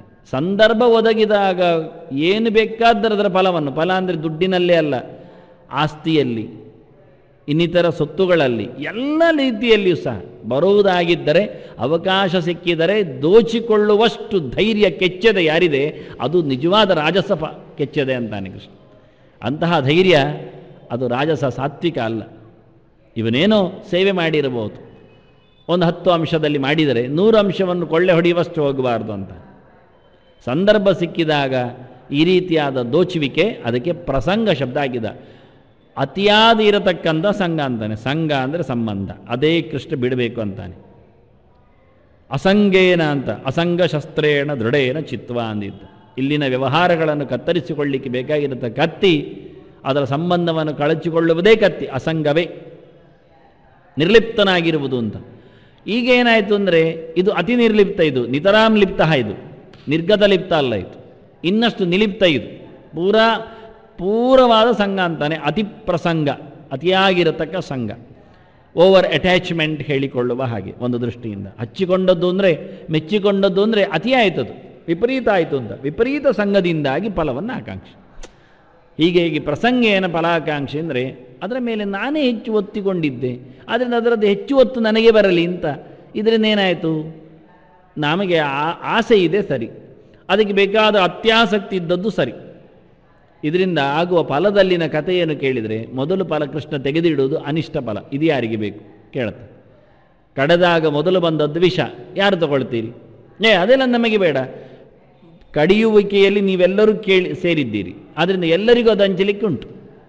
ಅಯ್ಯ ಮತ್ತೆ ಅಮೃತ ಬರಬೇಕಲ್ಲ, ಬರ್ತದೆ, ಮತ್ತು ಕಡಿಯೋರು ಯಾರು? ಇದು ಖಾಲಿ ಆಗದೆ ಕಡಿಲಿಕ್ಕಿಲ್ಲ. ಹಾಗಾದರೆ ಎಲ್ಲರೂ ಚೂರು ಚೂರು ವಿಷವನ್ನು ಹಂಚಿಕೊಳ್ಳುವ, ಎಲ್ಲ ಸಾಯ್ತಾರೆ, ಅಮೃತ ಎಲ್ಲಿ ಕಡಿಯುವುದು? ನಮಗೆ ಬೇಕಾದ್ದು ವಿಷದ ಬಾಧೆ ಇಲ್ಲದಂತೆ ಬದುಕುವ ಅಮೃತ ಬರಬೇಕು ಅಂತ ಹೊರಟದ್ದು. ವಿಷವನ್ನು ಕುಡಿಯದೆ ಅಮೃತ ಸಿಗಲಿಕ್ಕಿಲ್ಲ, ಅಮೃತ ಸಿಗಲೇ ವಿಷ ಪಡೆದು ಪ್ರಯೋಜನ ಇಲ್ಲ. ಅಮೃತರಾಗಬೇಕು, ಅಮೃತ ಕುಡಿದು ವಿಷ ಕುಡಿದ್ರೆ ಸಾಯ್ತೇವೆ, ಪಡೆಯುವುದೆಲ್ಲಿಗೆ? ಅದನ್ನು ವಿಲೋರಿ ಮಾಡಬೇಕೀಗ. ಅದನ್ನ ಕರ್ಮದಲ್ಲಿ ಸೇರಿದ ನಂತರ ಅನಿಷ್ಟ ಬಲಕ್ಕೂ ನಾವು ಬದ್ಧರಾಗಲೇಬೇಕು. ಇಲ್ಲದಿದ್ದರೆ ಪ್ರಸಂಗ ಬಿಡಬೇಕು, ಅತಿಯಾದ ಸಂಘವನ್ನು ಕಳಚಿಕೊಳ್ಳಬೇಕು. ಆಗ ಒಳ್ಳೆ ಫಲ ಬಂದಾಗಲೂ ಮಾತಾಡುವಾಗಿಲ್ಲ. ಯಾರಾದರೂ ತಗೊಂಡೋದ್ರೆ ಹೋಗಲಿ, ಬಿಟ್ಟುಕೊಡಬೇಕು. ವಿಷವನ್ನು ನಾವು ಬಿಟ್ಟುಕೊಟ್ಟೆವೋ ಬರತಕ್ಕ ಕೌಸ್ತುಭ ಮಣಿಗೋ ಅದು ಇನ್ನಿತರ ಸಂಗತಿಗಳಿಗೋ ನಾವು ಕೈ ಹಾಕ್ಲಿಕ್ಕೆ ಹೋಗುವುದು, ಬಿಟ್ಟುಕೊಡಬೇಕು, ನಮಗೆ ಬೇಡ ಅಂತ. ಹಾಗಾಗಿ ಅನಿಷ್ಟ ಮತ್ತು ಇಷ್ಟ ಮತ್ತು ಮಿಶ್ರ ಫಲಗಳ ಕ್ರಮವನ್ನು ಕೃಷ್ಣ ಹೇಳುವ ಮೂಲಕ ಇವ ಪ್ರಸಂಗೇನ ಫಲಾಕಾಂಕ್ಷಿ, ಬೇಕಾದಾಗ ಸಂದರ್ಭ ಬಂದರೆ ಸ್ವೀಕರಿಸಲಿಕ್ಕೆ ತಯಾರಿದ್ದಾನೆ, ಕೆಟ್ಟದಾದರೆ ದೂರ ಹೋಗ್ತಾನೆ. ನಾನಿಲ್ಲ. ಅಧ್ಯಾಪಕರು ಬಂದು ಕೇಳಿದಾಗೆ ಇದು ಯಾರದ್ದು ಅಂತ, ಆಗ ನಂದು ಸಾರ್ ಕೈ ಮೇಲೆ ಮಾಡಿದರು. ಇದು ಯಾರದ್ದು ಕೆಲಸ, ಮೇಜು ಕಾಲು ಮುರಿದದ್ದು ಅಂತ ಹೇಳಿದ್ದವರು. ಆಗ ಯಾರೂ ಅಲ್ಲ. ಅವನು ಅಧ್ಯಾಪಕರು ಇದು ಯಾರದ್ದು ಅಂತ ಕೇಳುವಾಗ ಎಂಥದೋ ಪೆನ್ನೋ ಪುಸ್ತಕವೋ ಯಾರೋ ಕೇಳ್ತಾ ಇದ್ದಾರೆ, ನಂದು ಹೇಳಿಬಿಡುವ ಅಂತ ಧರ್ಮಕ್ಕೆ ಸಿಕ್ಕಿದ್ರೇನು ಅಂತ ಎಲ್ಲರೂ ನಂದು ನೋಡಲಿಲ್ಲ ಏನದು, ಇದು ಯಾರದ್ದು ಅಂತ ಕೇಳಿದವರು. ಇದು ಯಾರದ್ದು ಅಂದರೆ ಇದು ಯಾರದ್ದು ಕೆಲಸ, ಮೇಜಿನ ಕಾಲು ಮುರಿದದ್ದು, ಹಾಗೆ ಯಾರೋ ಇಲ್ಲ, ಎದುರಿಲ್ಲ. ಹಾಗೆ ಕೃಷ್ಣ ಹೇಳ್ತಾನೆ, ಕರ್ಮ ಮಾಡಿದ ನಂತರ ಇದು ಯಾರಿಗೆ ಅಂತ, ನಮಗೆ ಅಂತ ನಾವು ಕೈ ಎತ್ತದೇವೆ. ಹಾಗೆ ಹೇಳ್ತಾನೆ, ಇದು ವಿಷ, ಅನಿಷ್ಟ ಫಲ, ಯಾರಿಗೆ? ನರಕ ಆಗ್ತದೆ. ಆಗ ನಾವು ಯಾರು ಬರುವುದಿಲ್ಲ. ಇದು ಅಂದ ಪ್ರಸಂಗೇನ ಅಂದರೆ ಸಂದರ್ಭ ಬಂದಾಗ ಅದು ಒಳ್ಳೆದೋ ಕೆಟ್ಟದೋ ಮಿಶ್ರವೋ ನೋಡಿಕೊಳ್ತಾನೆ. ತನಗೆ ಬೇಕಾದರೆ ದೋಚಲಿಕ್ಕೆ ಬರ್ತಾನೆ, ಬೇಡಾದರೆ ಬಿಟ್ಟುಕೊಡುತ್ತಾನೆ. ಅದು ನಮಗೆ ಬೇಕಾದಾಗೆ ಉಪಯೋಗಕ್ಕೆ ಬರುವ ಹಾಗೆ. ಇವತ್ತಿನ ಕಾಲದಲ್ಲಿ ಹಾಗಿಲ್ಲ. ಹಿಂದೆ ಮಾಧ್ಯಮಿಕರಲ್ಲಿ ಅದು ಇತ್ತು, ರಾಜಸ ಧರ್ಮಗಳ ಕ್ರಮ ಹಾಗೆ. ಬೇಕಿದ್ದರೆ ಪಡೀತಾರೆ, ಬೇಡಾದರೆ ಬಿಡ್ತಾರೆ. ಇದು ಕ್ರಮ. ಸಂಪತ್ತಿರಲಿ, ಸೊತ್ತಿರಲಿ, ಯಾವುದೇ ಸಂಗತಿಗಳಿರಲಿ, ಇದ್ದರೆ ಸಾಕು, ಇಲ್ಲಾದರೆ ಬೇಡ ಅಂತ. ಎಷ್ಟು ಉಂಟೋ ಇದ್ದವನು ದೋಚುವ ಪ್ರವೃತ್ತಿ ಹಿಂದೆ ಇರಲಿಲ್ಲ. ಸಂಪತ್ತಿದ್ದವನು ದೋಚುತ್ತಿರಲಿಲ್ಲ. ತಮಾಷೆ ಮಾಡ್ತಿದ್ರು, ಸಂಪತ್ತಿದ್ದವನು ದೋಚಲಿಕ್ಕೆ ಬಂದರೆ, ಎಂತಯ್ಯ ಏನು ನೀನು ಅಷ್ಟು ಸಹ ಸ್ವಾರ್ಥಿ, ಕಡು ಲೋಭಿ ಇದ್ದಿ, ವಿಚಿತ್ರ ಅಂದ ಹೋಗ್ತಿದ್ರು. ಅವನಿಗೆ ನಾಚಿಕೆ ಆಗ್ತಿತ್ತು. ದುಡ್ಡಿದ್ದವನು ಬಳುವುದಿಲ್ಲ, ಬೇಡಬಾರದು ಅಂತ ಅವರ ಕ್ರಮ ಒಂದು ಕಾಲದಲ್ಲಿ ಆಗಿ. ಶ್ರೀಮಂತನು ನುಂಗುವುದು ಎನ್ನುವುದು ಸಾಮಾಜಿಕವಾಗಿ ಅತ್ಯಂತ ನೀಚ ಅಂತ ಅರ್ಥವ. ಜನ ಅವನ ಬೆಟ್ಟು ಮಾಡಿ ತೋರಿಸಿದ್ರು, ನೀನು ಶ್ರೀಮಂತ, ನೀನು ಲಾಭಕ್ಕೆ ಹೊರಟದ್ದ, ನೀನು ದೋಚಿದ್ದ, ನೀನು ನುಂಗಿದ್ದ ಅಂತ. ಈಗ ಪ್ರಶ್ನೆಯೇ ಇಲ್ಲ. ಸಾರಾಸಗಟಾಗಿ ಅವನು ಹೇಳ್ತಾನೆ, ಶ್ರೀಮಂತ, ನಾನು ತೀರಾ ಬಡವ ಅಂತಾನೆ, ನಿನ್ನ ಕಾಲು ಬೇಕಾದ್ರೆ ನುಂಗ್ತೇನೆ ಅಂತಾನೆ, ಹಿಡಿತೇನಲ್ಲ ನುಂಗ್ತೇನೆ ಅಂತ ಜಾತಿಯು. ಹಾಗೆ ಒಂದು ಕಾಲದಲ್ಲಿ ದ್ರವ್ಯ ಇದ್ದವ, ಬೇಕಾದಷ್ಟು ಗದ್ದೆ ಅದೆಲ್ಲ ಇದ್ದವ, ಆಸ್ತಿ ಇದ್ದವ, ಅವ ಅನ್ನದಾನದಲ್ಲಿ ನಿಂತಿರಲಿಲ್ಲ, ಬರ್ತಿರಲಿಲ್ಲ, ಊಟಕ್ಕೆ ಕಾಯ್ತಿರಲಿಲ್ಲ. ಅವ ಅನ್ನ ಕೊಟ್ಟು ಹೋಗ್ತಿದ್ದ, ಅನ್ನ ಊಟಕ್ಕೆ ಕಾಯ್ತಿರಲಿಲ್ಲ. ಬೇಕಾದಷ್ಟು ಇದೆ ಅಂತಾನೆ, ಮನೆಯಲ್ಲಿ ಅಡುಗೆ ಮಾಡಿದ್ದೇನೆ ಅಂತ. ಜಾಗ ಇದ್ದವ, ಜಾಗ ಕೊಳ್ಳೆ ಹೊಡಿತಿರಲಿಲ್ಲ. ಆಸ್ತಿ ಪಾಸ್ತಿ ಇದ್ದವ ಬಿಟ್ಟು ಕೊಡ್ತಿದ್ದ. ಭೂದಾನ ಹಿಂದೆ ಕೇಳುತ್ತಿದ್ದೇವೆ, ಇವತ್ತು ಎಲ್ಲಿ ಭೂದಾನ ಕೇಳುತ್ತೇವೆ ನಾವು? ಎಷ್ಟು ದೇವಸ್ಥಾನಗಳ ಜಾಗಕ್ಕೋಸ್ಕರ ದಕ್ಷಿಣ ಬಿಟ್ಟವರು, ಜಾಗ ಬಿಟ್ಟವರು, ಶಿಲಾಶಾಸನಗಳಿಲ್ಲ ದೇವಸ್ಥಾನಗಳಿಗೆ, ಆಸ್ಪತ್ರೆಗಳಿಗೆ, ಆನಂತರ ಧರ್ಮಛತ್ರಗಳಿಗೆ ತಮ್ಮ ಇಡೀ ನೆಲವನ್ನು ಬಿಟ್ಟು ಹೋದವರಿದ್ದಾರೆ. ಇವತ್ತು ಎಲ್ಲ ಕಡೆಯಲ್ಲಿ 10 ಕಡೆಯಲ್ಲಿ ಜಾಗ ಮಾಡಿದವರಿದ್ದಾರೆ. ಆದರೂ ಸಾಲದವರಿಗೆ ತೃಪ್ತಿ ಇಲ್ಲ, ಇನ್ನೂ ಬೇಕು ಅಂತಾರೆ. ಏನು ಹೇಳುವ, ಎಲ್ಲಿ ದುಡ್ಡಿಡುವುದು ಅಂತವರು, ಅದಕ್ಕೋಸ್ಕರ ಜಾಗದಲ್ಲಿ ಇಡುವುದು, ಮಣ್ಣಿನಲ್ಲಿ ಇಡುವುದು ಅಂತ. ಮಣ್ಣಾಗಿ ಹೋಗುತ್ತೆ, ಪ್ರಯೋಜನ ಇಲ್ಲ. ಇವರೇ ಮಣ್ಣಾಗುವಾಗ ನೆಲ ಎಲ್ಲಿ ಬರುತ್ತೆ ಅದು ಗೊತ್ತಿಲ್ಲ. ಹೀಗೆ ರಾಜಸ ಧರ್ಮದಲ್ಲಿ ಪ್ರಸಂಗೇನ ಶಬ್ದಕ್ಕೊಂದು ದೊಡ್ಡ ಅರ್ಥ ಕೃಷ್ಣ ಕೊಟ್ಟ. ಅವರಿಗೆ ಬೇಕನಿಸಿದಾಗ ಅದನ್ನು ಪಡಿತಾರೆ, ಬೇಡ ಅಂದಾಗ ಬಿಡ್ತಾರೆ, ಅದು ರಾಜಸ ಧರ್ಮ. ಬೇಕಾಗಲಿ ಬೇಡಾಗಲಿ ಕೊಳ್ಳೆ ಹೊಡೆಯುವುದು ಅದು ತಾಮಸ ಧರ್ಮ. ಬೇಕಾದರೂ ಬೇಡ ಅಂತ ಬಿಡುವುದು ಅದು ಸಾತ್ವಿಕ ಧರ್ಮ. ಬೇಕಾದಷ್ಟು ಇತ್ತು ಅಂತಲ್ಲ, ಬೇಡ ಇರಲಿ, ಜನರಿಗೆ ಇರಲಿ, ಫಲವೇ ನನಗೆ ಬೇಡ, ಸಹಾಯ ಮಾಡ್ತೇನೆ, ಕೆಲಸಕ್ಕೆ ಬರ್ತೇನೆ, ಅದು ನನ್ನಲ್ಲಿ ಕ್ಷಮತೆ ಇದೆ, ಆದರೆ ಸಂಪತ್ತು ನನಗೆ ಬೇಡ, ಅದರ ಲಾಭ ನನಗೆ ಬೇಡ ಅನ್ನುವುದು ಸಾತ್ವಿಕ. ನೋಡುವ, ಬೇಕಾದರೆ ಪಡಿತೇನೆ, ಬೇಡ ಆದರೆ ಬೇಡ. ಇಂಥ ಎರಡು ಜಾತಿಯವರಿದ್ದಾರೆ. ಸ್ಲೀಪಿಂಗ್ ಪಾರ್ಟ್ನರ್ ಹೇಳ್ತಾರೆ, ಅದು ಸುಮ್ಮನೆ ನಾನು ಹಾಗಿರ್ತೇನೆ, ಬೇಕಾದರೆ ತೆಗಿತೇನೆ, ಬೇಡ ಆದರೆ ನೋಡುವ, ಬಿಟ್ಟು ಕೊಡುವವರಿದ್ದಾರೆ, ಸಂಪತ್ತಿದ್ದವರು, ಕೊಳ್ಳೆ ಹೊಡೆಯುವವರಿದ್ದಾರೆ. ಹೀಗೆ ಮೂರು ಮುಖದಿಂದ ಕೃಷ್ಣ ಪ್ರಸಂಗೇನ ಅನ್ನುವುದರಲ್ಲಿ ಪ್ರಸಂಗಕ್ಕೆ ಬೆಲೆ ಕೊಟ್ಟ. ಕೆಲವರು ಬಲವನ್ನು ಪಡೆಯುವುದರಲ್ಲಿ ತಮ್ಮ ಸಂಘವನ್ನು ಹೇಳಿಕೊಳ್ತಾರೆ, ನಾನು ಪೂರ ಇಲ್ಲವ ಅಲ್ಲಿ, ಹಗಲು ರಾತ್ರಿ ದುಡಿದಿಲ್ವ, ಅದೊಂದು ರೀತಿಯ ವಿಚಿತ್ರವಾದ ಧೃತಿಯ ಅಂತಾನೆ. ರಾತ್ರಿ ಹಗಲು ಒದ್ದಾಟ ಪಟ್ಟದ್ದಕ್ಕೆ ಫಲವನ್ನು ನಾನು ಪಡೆಯುವುದು ಅರ್ಥ ಉಂಟು ಅಂತ. ಅದರಿಂದ ಹಾಳಿಗೂ ಅನರ್ಥಕ್ಕೂ ಪಾತ್ರನಾಗಬೇಕು ಎನ್ನುವುದು ರಾಜಸದಲ್ಲಿ ಮಿಶ್ರ ಫಲಕ್ಕೆ ಹೋಗುತ್ತೆ. ಯಾವುದು ಗೊತ್ತಿಲ್ಲ, ಫಲದಿಂದ ಮುಂದೇನಾಗಬಹುದೋ, ಎಲ್ಲ ವಿಶ್ವದ ಕರ್ಮತಂತ್ರದ ನೋಡಿಕೊಂಡಾಗ ಎಷ್ಟೆಲ್ಲ ಹೆಚ್ಚು ಕಡಿಮೆ ಆಗುತ್ತೆ ಗೊತ್ತಿಲ್ಲ, ಏನೆಲ್ಲ ಅನಾಹುತಗಳು ಅನರ್ಥಗಳು ಆಗ್ಬೋದು ಅರ್ಥ ಆಗುವುದಿಲ್ಲ ಅಂತ. ಅದರಿಂದ ಯಾವುದನ್ನು ಸಹ ಅದು ಪರಮ ಪ್ರಮಾಣವಾಗಿ ಅತಿ ಸತ್ಯವಾಗಿ ನಿಲ್ತದೆ ಹೇಳಲಿಕ್ಕೆ ಬರುವುದಿಲ್ಲ. ಈ ರೀತಿಯಾಗಿ ಪ್ರಸಂಗ ಶಬ್ದಕ್ಕೆ ಒಂದು ಹೆಚ್ಚಿನ ಔಚಿತ್ಯ ಕೊಟ್ಟ ಕೃಷ್ಣ. ಇನ್ನೊಂದು ಹೇಳುತ್ತಾನೆ, ಪ್ರಸಂಗ ಅಂದರೆ ಭಗವಂತನ ಮೇಲಿನ ಆಸ್ಥೆ ಇಲ್ಲ, ಅದರ ಬದಲಿಗೆ ಅನ್ಯಾನ್ಯ ಸಂಘಗಳು. ಯಾಕೆಂದರೆ ಫಲಾಕಾಂಕ್ಷಿ, ಅವನಿಗೆ ಬೇರೆ ಬೇರೆ ಫಲಗಳು ಬೇಕು, ಆದ್ದರಿಂದ ಬೇರೆ ಬೇರೆ ಜನರನ್ನು ಪರರನ್ನು ಸಂಘದಲ್ಲಿ ಇಟ್ಟುಕೊಂಡಿದ್ದಾನೆ. ಪರಪುರುಷನ ಭಗವಂತನ ಸಂಗತಿಯನ್ನು ಮರೆತು ಬಿಟ್ಟು ಅವನನ್ನು ಪ್ರಸಂಗ ಬಂದಾಗ ದೇವರ ಕಾಲು ಹಿಡಿತಾನೆ, ಇಲ್ಲದಿದ್ದರೆ ದೈವದ ಗುಡಿಯಲ್ಲಿ ಕೂತ್ಕೊಳ್ಳುತ್ತಾನೆ. ಅದರಿಂದ ಪ್ರಸಂಗೇನ ಫಲಾಕಾಂಕ್ಷಿ ಅಂತ. ಇದೆಲ್ಲದಕ್ಕೂ ಒಂದು ವಿಚಿತ್ರವಾದ ಧೈರ್ಯ ಅವನಿಗೆ. ನೀನು ಹೇಗೆ ದೇವಾಲಯಕ್ಕೂ ಹೋಗಿ ಕೂತು ಕೆಲಸ ಮಾಡಿದೆ ಅಂದರೆ ಅದು ನಡೆದೋಗುತ್ತೆ ಅಂತಾನೆ, ಅದು ಮಾಡಲಿಕ್ಕೆ ಬೇಕಾಗತ್ತೆ, ಕೆಲಸ ಸಿಗುವುದಾದರೆ ಕತ್ತೆ ಕಾಲು ಹಿಡ್ಕೊಳ್ಳುತ್ತೇವೆ ಅಂತ. ಆ ರೀತಿಯಾಗಿ ಇವರು ಪ್ರಸಂಗೇನೆನ್ನುವುದಕ್ಕೆ ಕೃಷ್ಣ ಬಹಳಷ್ಟು ಮುಖದಿಂದ ಅರ್ಥ ಹೇಳುತ್ತಾ, ಇವರು ಮೆಚ್ಚಿನ ಇವರ ಸಂಘದಲ್ಲಿ ಬರತಕ್ಕಂತಹ ಕಾರ್ಯದ ವ್ಯಾಪ್ತಿ ಎಷ್ಟುಂಟು ಕೇಳಿದರೆ, ಧರ್ಮ ಕಾಮಾರ್ಥಾನ್ ಧಾರಯತ್. ನೋಡಿ, ಇಲ್ಲಿ ಎಷ್ಟು ಸ್ಪಷ್ಟ ಹೇಳ್ತಾನೆ ಕೃಷ್ಣ. ಧರ್ಮ, ಕಾಮ, ಅರ್ಥ ಇವುಗಳನ್ನು ತನ್ನ ಧೃತಿಯಲ್ಲಿ ಇಟ್ಟುಕೊಂಡಿದ್ದಾನೆ. ಧೃತ್ಯ ಧರ್ಮ ಕಾಮಾರ್ಥಾನ್ ಕರ್ತವ್ಯತೆಯ ಅವಧಾರಯತಿ ಅಂತ ಅರ್ಥ. ಧರ್ಮ, ಕಾಮ, ಅರ್ಥ ಇದು ಮೂರು ಪುರುಷಾರ್ಥಗಳೆಡೆಗೆ ಸಾಗುವ ಕರ್ಮಗಳನ್ನು ತಾನು ಗಮ್ಮತ್ತಿನಲ್ಲಿ ಉಪಯೋಗಿಸಿಕೊಳ್ಳು ಹೋಗ್ತಾನೆ. ಇನ್ನೊಂದು ಬಿಟ್ಟಲ್ಲ, ಅದೇ ಬಿಟ್ಟದ್ರಿಂದಲೇ ಅದು ರಾಜಸ ಆಯಿತು ಅಷ್ಟೆ. ಇಲ್ಲಿ ನೋಡಿ ಸ್ಪಷ್ಟ ಹೇಳ್ತಾನೆ ಕೃಷ್ಣ, ಮೋಕ್ಷದ ಒಂದು ಬಗ್ಗೆ ಹೇಳಬೇಡಿ ಅಂತ. ಆದ್ದರಿಂದ ಪ್ರಸಂಗೇನ ಫಲಾಕಾಂಕ್ಷಿ. ಈಗ ಪ್ರಸಂಗ ಶಬ್ದಕ್ಕೆ ಇನ್ನೊಂದು ಅರ್ಥ, ಧರ್ಮಕರ್ಮ ಮಾಡಿದಾಗ ಧರ್ಮ ಪ್ರಸಂಗದಿಂದ ಧರ್ಮದ ಫಲವನ್ನು ಕೇಳುತ್ತಾನೆ. ಅರ್ಥಕರ್ಮವನ್ನು ಮಾಡುವಾಗ ಅರ್ಥಪ್ರಧಾನವಾದ ಅರ್ಥಕರ್ಮದ ಪ್ರಸಂಗೇನ ಸಂಬಂಧದಿಂದ ಅದರ ಫಲವನ್ನು ಪಡಿತಾನೆ. ಕಾಮಪ್ರಸಂಗೇನ ಕಾಮಕರ್ಮಗಳನ್ನು ನಡೆಸಿಕೊಟ್ರೆ ಕಾಮ್ಯಕರ್ಮದ ಪ್ರಸಂಗದಿಂದ ಅದರ ಸಂಬಂಧ ಅಂದರೆ ಕರ್ಮ ಪ್ರಸಂಗ. ಇದು ಆಯಾ ಕರ್ಮಗಳ ಸಂಗತಿಯಿಂದ ಇದು ನೇರ ಓದುವಾಗ ಹಾಗೆ ಅರ್ಥ ಆಗುತ್ತೆ. ಮೊದಲ ಅರ್ಥ ಇದು ಒಂದು ದೃಷ್ಟಿಯಿಂದ. ಯಯಾತು ಧರ್ಮ ಕಾಮಾರ್ಥಾನ್ ಧೃತ್ಯ ಧಾರಯತೆ ಅರ್ಜುನ ಪ್ರಸಂಗೇನ, ಧರ್ಮ ಕಾಮಾರ್ಥಗಳ ಪ್ರಸಂಗೇನ ಫಲಾಕಾಂಕ್ಷಿ. ಯಾವುದನ್ನು ಯಾವುದು ಮಾಡ್ತಾನೋ ಆದ್ದರಿಂದ ಇಲ್ಲಿ ಮೂರು ಬಗೆಯ ರಾಜಸದಲ್ಲಿ ಮೂರು ಬಗೆಯ ಧೈರ್ಯ. ಧರ್ಮ ಮಾಡುವವರಿದ್ದಾರೆ, ಕಾಮನೆಗಳಿಗೋಸ್ಕರ ಕೆಲಸ ಮಾಡುವವರಿದ್ದಾರೆ, ದುಡ್ಡಿಗೋಸ್ಕರ ಪರದಾಡುವವರಿದ್ದಾರೆ. ಅದು ಮೂರು ಸಹ ಒಂದು ರೀತಿಯಿಂದ ಬದುಕಿನಲ್ಲಿ ವ್ಯವಹಾರದಲ್ಲಿ ಬೇಕೆ. ಧರ್ಮಾದರ್ಥಶ್ಚ ಕಾಮಶ್ಚ ಸಕಿಮರ್ಥಂ ನ ಸೇವ್ಯತೆ ಊರ್ಧ್ವಬಾಹು ವಿರೋಮ್ಯೈಷಃ ಹೇಳಿದ್ದಾನೆ. ಆದರೆ ಯೋಗ ಇಲ್ಲ. ಇಲ್ಲಿ ಯೋಗದ ಒಂದು ಶಬ್ದ ಬಿಟ್ಟು ಮತ್ತೆಲ್ಲ ಬಂತು. ಯೋಗದಿಂದ, ಭಗವಂತನ ಸಂಘದಿಂದ, ವಿಶೇಷವಾಗಿರತಕ್ಕಂಥ ಶಾಸ್ತ್ರದ ಉಪಾಯದಿಂದ, ಅನುಷ್ಠಾನದ ವೈಭವದಿಂದ ಅಲ್ಲ ಮಾಡಿತು. ಇದು ಕೇವಲ ಪ್ರಚಾರಕ್ಕೋಸ್ಕರ, ಪ್ರಸಿದ್ಧಿಗೋಸ್ಕರ, ಅಹಮಿಕೆಯ ಬೂಟಾಟಿಕೆಯ ಪ್ರದರ್ಶನಕ್ಕೋಸ್ಕರ ಎಲ್ಲ ಮಾಡ್ತಾರೆ ಎನ್ನತಕ್ಕಂಥ ಒಂದು ಗೌಜಿಗೋಸ್ಕರ, ಎಲ್ಲ ಸಾಮಾಜಿಕ ಮುಖ ಇದರಲ್ಲಿ ತೀರ. ಆದರೆ ಎಲ್ಲ ಸಾಮಾಜಿಕ ಮುಖದಲ್ಲಿ ಮಾಡುವ ಕರ್ಮಾಂಗಗಳು ಪೂರ್ತಿ ಧರ್ಮ ಅರ್ಥ ಕಾಮಕ್ಕೆ ಸಂಬಂಧಪಟ್ಟವುಗಳೇ.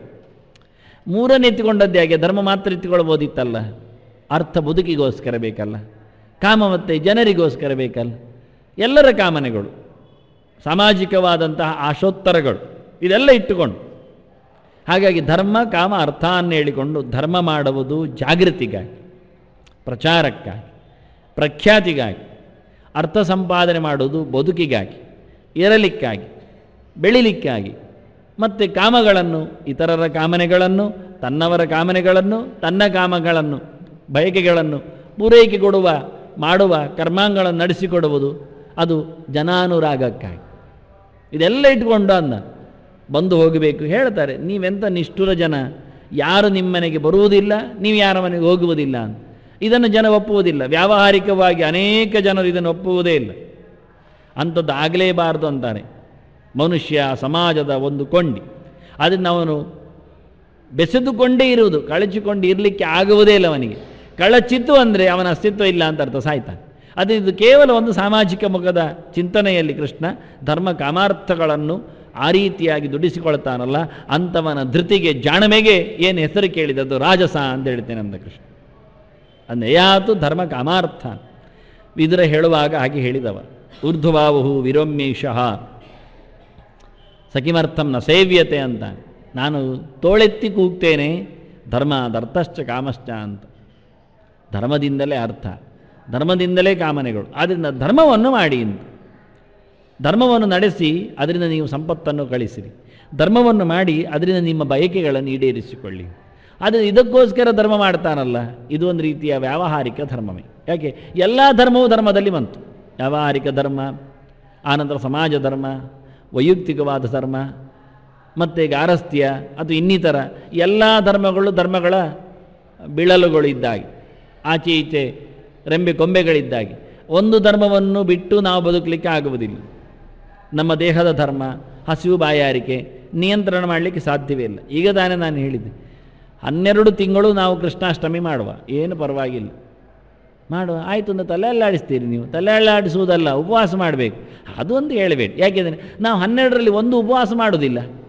ಮಾಮೂಲಿ ಕೃಷ್ಣಾಷ್ಟಮಿ ಅಂದು ಸ್ವಲ್ಪ ಹೆಚ್ಚು ಕಡಿಮೆ ತಿಂತೇವೆ ಅಂತಷ್ಟೇ ಹೊರತು ಮತ್ತೇನಲ್ಲ. ಸಾಮಾನ್ಯರ ಕ್ರಮ ಇತ್ತು, ಮಾಡುವುದಿಲ್ಲಲ್ಲ. ಎಷ್ಟೋ ಸಂಪ್ರದಾಯವಾದಿಗಳು ಉಪವಾಸ ಮಾಡುತ್ತಾರೆ. ಹಾಗೆ 12 ಕೃಷ್ಣಾಷ್ಟಮಿಯನ್ನು ಮಾಡುವ ಅಂದರೆ ಮಾಡುವ, ಎಂಥದ್ದು ಉಪವಾಸ ಮಾಡಿ ಅಲ್ಲ. ಮತ್ತು ಪೂಜೆ ಪುನಸ್ಕಾರಗಳಿಗೆ ಮಾಡುವ, ಅದಕ್ಕೇನಂತ. ನೀವು ಗುರುಜಿ ಕಟ್ಟಿ ಒಂದೊಮ್ಮೆ ಮಂಟಪ ಹಾಕಿ ಮಡಿಕೆ ಹೊಡಿತೀರಾದರೆ ನಾವು ಬರ್ತೇವೆ, ಮಾಡುವ. ವೇಷ ಹಾಕಲಿಕ್ಕೆ ಜನರು ಇರ್ತಾರೆ, ಹಾಕ್ತಾರೆ, ಯಾವಾಗಾದರೂ ಹಾಕುವ, ಅದೇನು ಪ್ರಯೋಜನ ಇಲ್ಲ, ಮಾಡುವ. ಹಾಗೆ ಪ್ರಸಂಗೇನ ಫಲಾಕಾಂಕ್ಷ. ನಮಗೆ ಒಟ್ಟು ಧರ್ಮಕರ್ಮಗಳಲ್ಲಿ ಮಾಡಿರತಕ್ಕದ್ರಲ್ಲಿ ಲಾಭ ಬರಬೇಕು. ಲಾಭ ಆಗುವುದಾದರೆ ನಾವು ಯಾವತ್ತು ಬೇಕಾದರೂ ವ್ರತ ನಿಯಮಗಳನ್ನು ಮಾಡ್ತಾ ಇರ್ತೇವೆ. ಅದರಲ್ಲಿ ನಮ್ಮ ಧರ್ಮಕ್ಕೆ ಚ್ಯುತಿ ಬರಬಾರದು. ನಮ್ಮ ಧರ್ಮ ಯಾವುದು? ದೇಹ ಧರ್ಮ. ದೇಹಕ್ಕೆ ಉಪವಾಸ ಆಗುವುದು ಅದೆಲ್ಲ ಹೇಳ್ಬೇಡಿ. ನೀವು 12 ತಿಂಗಳು ಮಾಡುವ ಹೇಳಿ 12-20 ಉಪವಾಸ ಹೇಳಿದರೆ ಅದು ಕಷ್ಟ. ಅದೆಲ್ಲ ಆಗುವುದು, ಅದೆಲ್ಲ ಹೇಳಲಿಕ್ಕಿಲ್ಲ. ಅಷ್ಟಮಿ ಆದ ತಕ್ಷಣ 2 ದಿನದಲ್ಲಿ ಏಕಾದಶಿ ಬರ್ತದೆ. ಉಪವಾಸ ಮಾಡ್ತಾ ಪ್ರತಿ ತಿಂಗಳು ಕೂತ್ರೆ ಆಗುವುದಿಲ್ಲ. ಅದೊಂದು ಮಾತ್ರ ಆಗುವುದಿಲ್ಲ ಹೇಳ್ತಾರೆ. ಅದನ್ನು ದೇಹ ಧರ್ಮವನ್ನು ನಾವು ಬದಿಗಿಡುವುದಿಲ್ಲ, ಬದುಕಿನ ಅರ್ಥವನ್ನು ಕಳ್ಕೊಳ್ಳುವುದಿಲ್ಲ, ಸ್ವಂತದ ಕಾಮನೆಗಳಿಗೆ ತಿಲಾಂಜಲಿ ಕೊಡುವುದಿಲ್ಲ. ಅದನ್ನ ಪ್ರಸಂಗೇನ ಹೇಳುವಾಗ ಇದನ್ನಿಟ್ಟುಕೊಂಡ. ಅದರ ಮೇಲಿನ ಆಸಕ್ತಿಯಿಂದಾಗಿ, ಅತ್ಯಾಸಕ್ತಿಯಿಂದಾಗಿ ಅವನು ಮಾಡ್ತಾನೆ. ಹಿಂದಿನದ್ದನ್ನು ತರಲಿಕ್ಕೆ ಬರುತ್ತೆ. ಈಗ ಹಿಂದೆ ಹೇಳಿದೇನು? ಯೋಗದಿಂದ ಶುದ್ಧವಾದ ಯೋಗ, ಅಭ್ಯಭಿಚಾರಿಣ್ಯ ಯೋಗೇನ, ಶುದ್ಧವಾದ ಯೋಗದಿಂದ ಮನ ಪ್ರಾಣೇಂದ್ರಿಯ ಕ್ರಿಯಾ ಅದನ್ನಿಟ್ಟುಕೊಂಡಿದ್ದು. ಇಲ್ಲಿ ಪ್ರಸಂಗೇನ ಫಲಾಕಾಂಕ್ಷಿ. ಇವ ಪ್ರಸಂಗದಲ್ಲಿ ಅವುಗಳದ್ದು ಬೆಲೆಯನ್ನಿಟ್ಟುಕೊಳ್ಳುತ್ತಾನೆ. ಮನಸ್ಸಿಗೂ ಏನಾದರೂ ತಿನ್ನಿಸಬೇಕಾದರೆ ಆಗ್ತಾನೆ. ಇಂದ್ರಿಯಗಳ ಕ್ರಿಯೆಗಳನ್ನು ಅವನು ನಿಂತುಕೊಳ್ಳುತ್ತಾನೆ, ನಡೆಸಿಕೊಳ್ತಾನೆ. ಧರ್ಮಕಾಮಾರ್ಥಗಳ ಚೌಕಟ್ಟಿನಲ್ಲಿಯೇ. ಧರ್ಮಕಾಮಾರ್ಥಗಳನ್ನು ಬಿಡುವುದಿಲ್ಲ, ಮೋಕ್ಷದ ಬಗ್ಗೆ ಹೇಳುವುದಿಲ್ಲ. ಉಪವಾಸ ನಿಯಮಗಳು ಅಥವಾ ಇನ್ನಿತರ ಸಂಘತ್ಯಾಗಗಳು ಎಲ್ಲ ಮೋಕ್ಷಕ್ಕೆ. ಮೋಕ್ಷ ಅಂದರೆ ಅರ್ಥ ಏನು? ಬಿಡುವುದು ಅಂತ ಅರ್ಥ. ಸಂಘತ್ಯಾಗ ಅಂದರೆ ಏನು? ಬಿಡುವುದು ಅಂತ ಅರ್ಥ. ಇಲ್ಲಿ ಪ್ರಸಂಗ ಇರುವಾಗ ಮೋಕ್ಷ ಇಲ್ಲ. ಮೋಕ್ಷಕ್ಕೆ ವಿರುದ್ಧವಾದ ವಸ್ತು ಪ್ರಸಂಗ, ಪೂರ್ಣವಾಗಿರತಕ್ಕಂಥ ಆಸಕ್ತಿ. ಬದುಕೇ ಹಾಗೆ. ಹಿಂದೆ ಹೇಳಿದ್ದ ಧೃತ್ಯುತ್ಸಾಹ ಸಮನ್ವಿತ ಅಂತ. ಇಲ್ಲಿ ಅದನ್ನು ತೋರಿಸಿಕೊಡ್ತಾನೆ. ಉತ್ಸಾಹ ಎನ್ನುವುದು ಒಂದು ದೃಷ್ಟಿಯಿಂದ ಪ್ರಾಸಂಗಿಕವಾಗಿ ಬಂದರೆ, ಪ್ರಸಂಗವಾಗಿ ನಿಂತರೆ ಅದು ರಾಜಸ. ಅದಕ್ಕೆ ನಾನು ಧೃತ್ಯುತ್ಸಾಹ ಸಮನ್ವಿತ ಎನ್ನುವುದಕ್ಕೆ ತುಂಬ ಕ್ಲಿಷ್ಟವಾದ ಸಂಕೀರ್ಣವಾದ ಒಂದು ಅರ್ಥದ ಛಾಯೆಯನ್ನು ಕೊಟ್ಟೆದು. ಅದು ಧೃತಿ ಸಮನ್ವಿತವಾದ ಉತ್ಸಾಹ ಅಂತ ಅರ್ಥ ಅಂತ ಗಮನಿಸಿದ್ದಾರೆಲ್ಲೋ ಗೊತ್ತಿಲ್ಲ.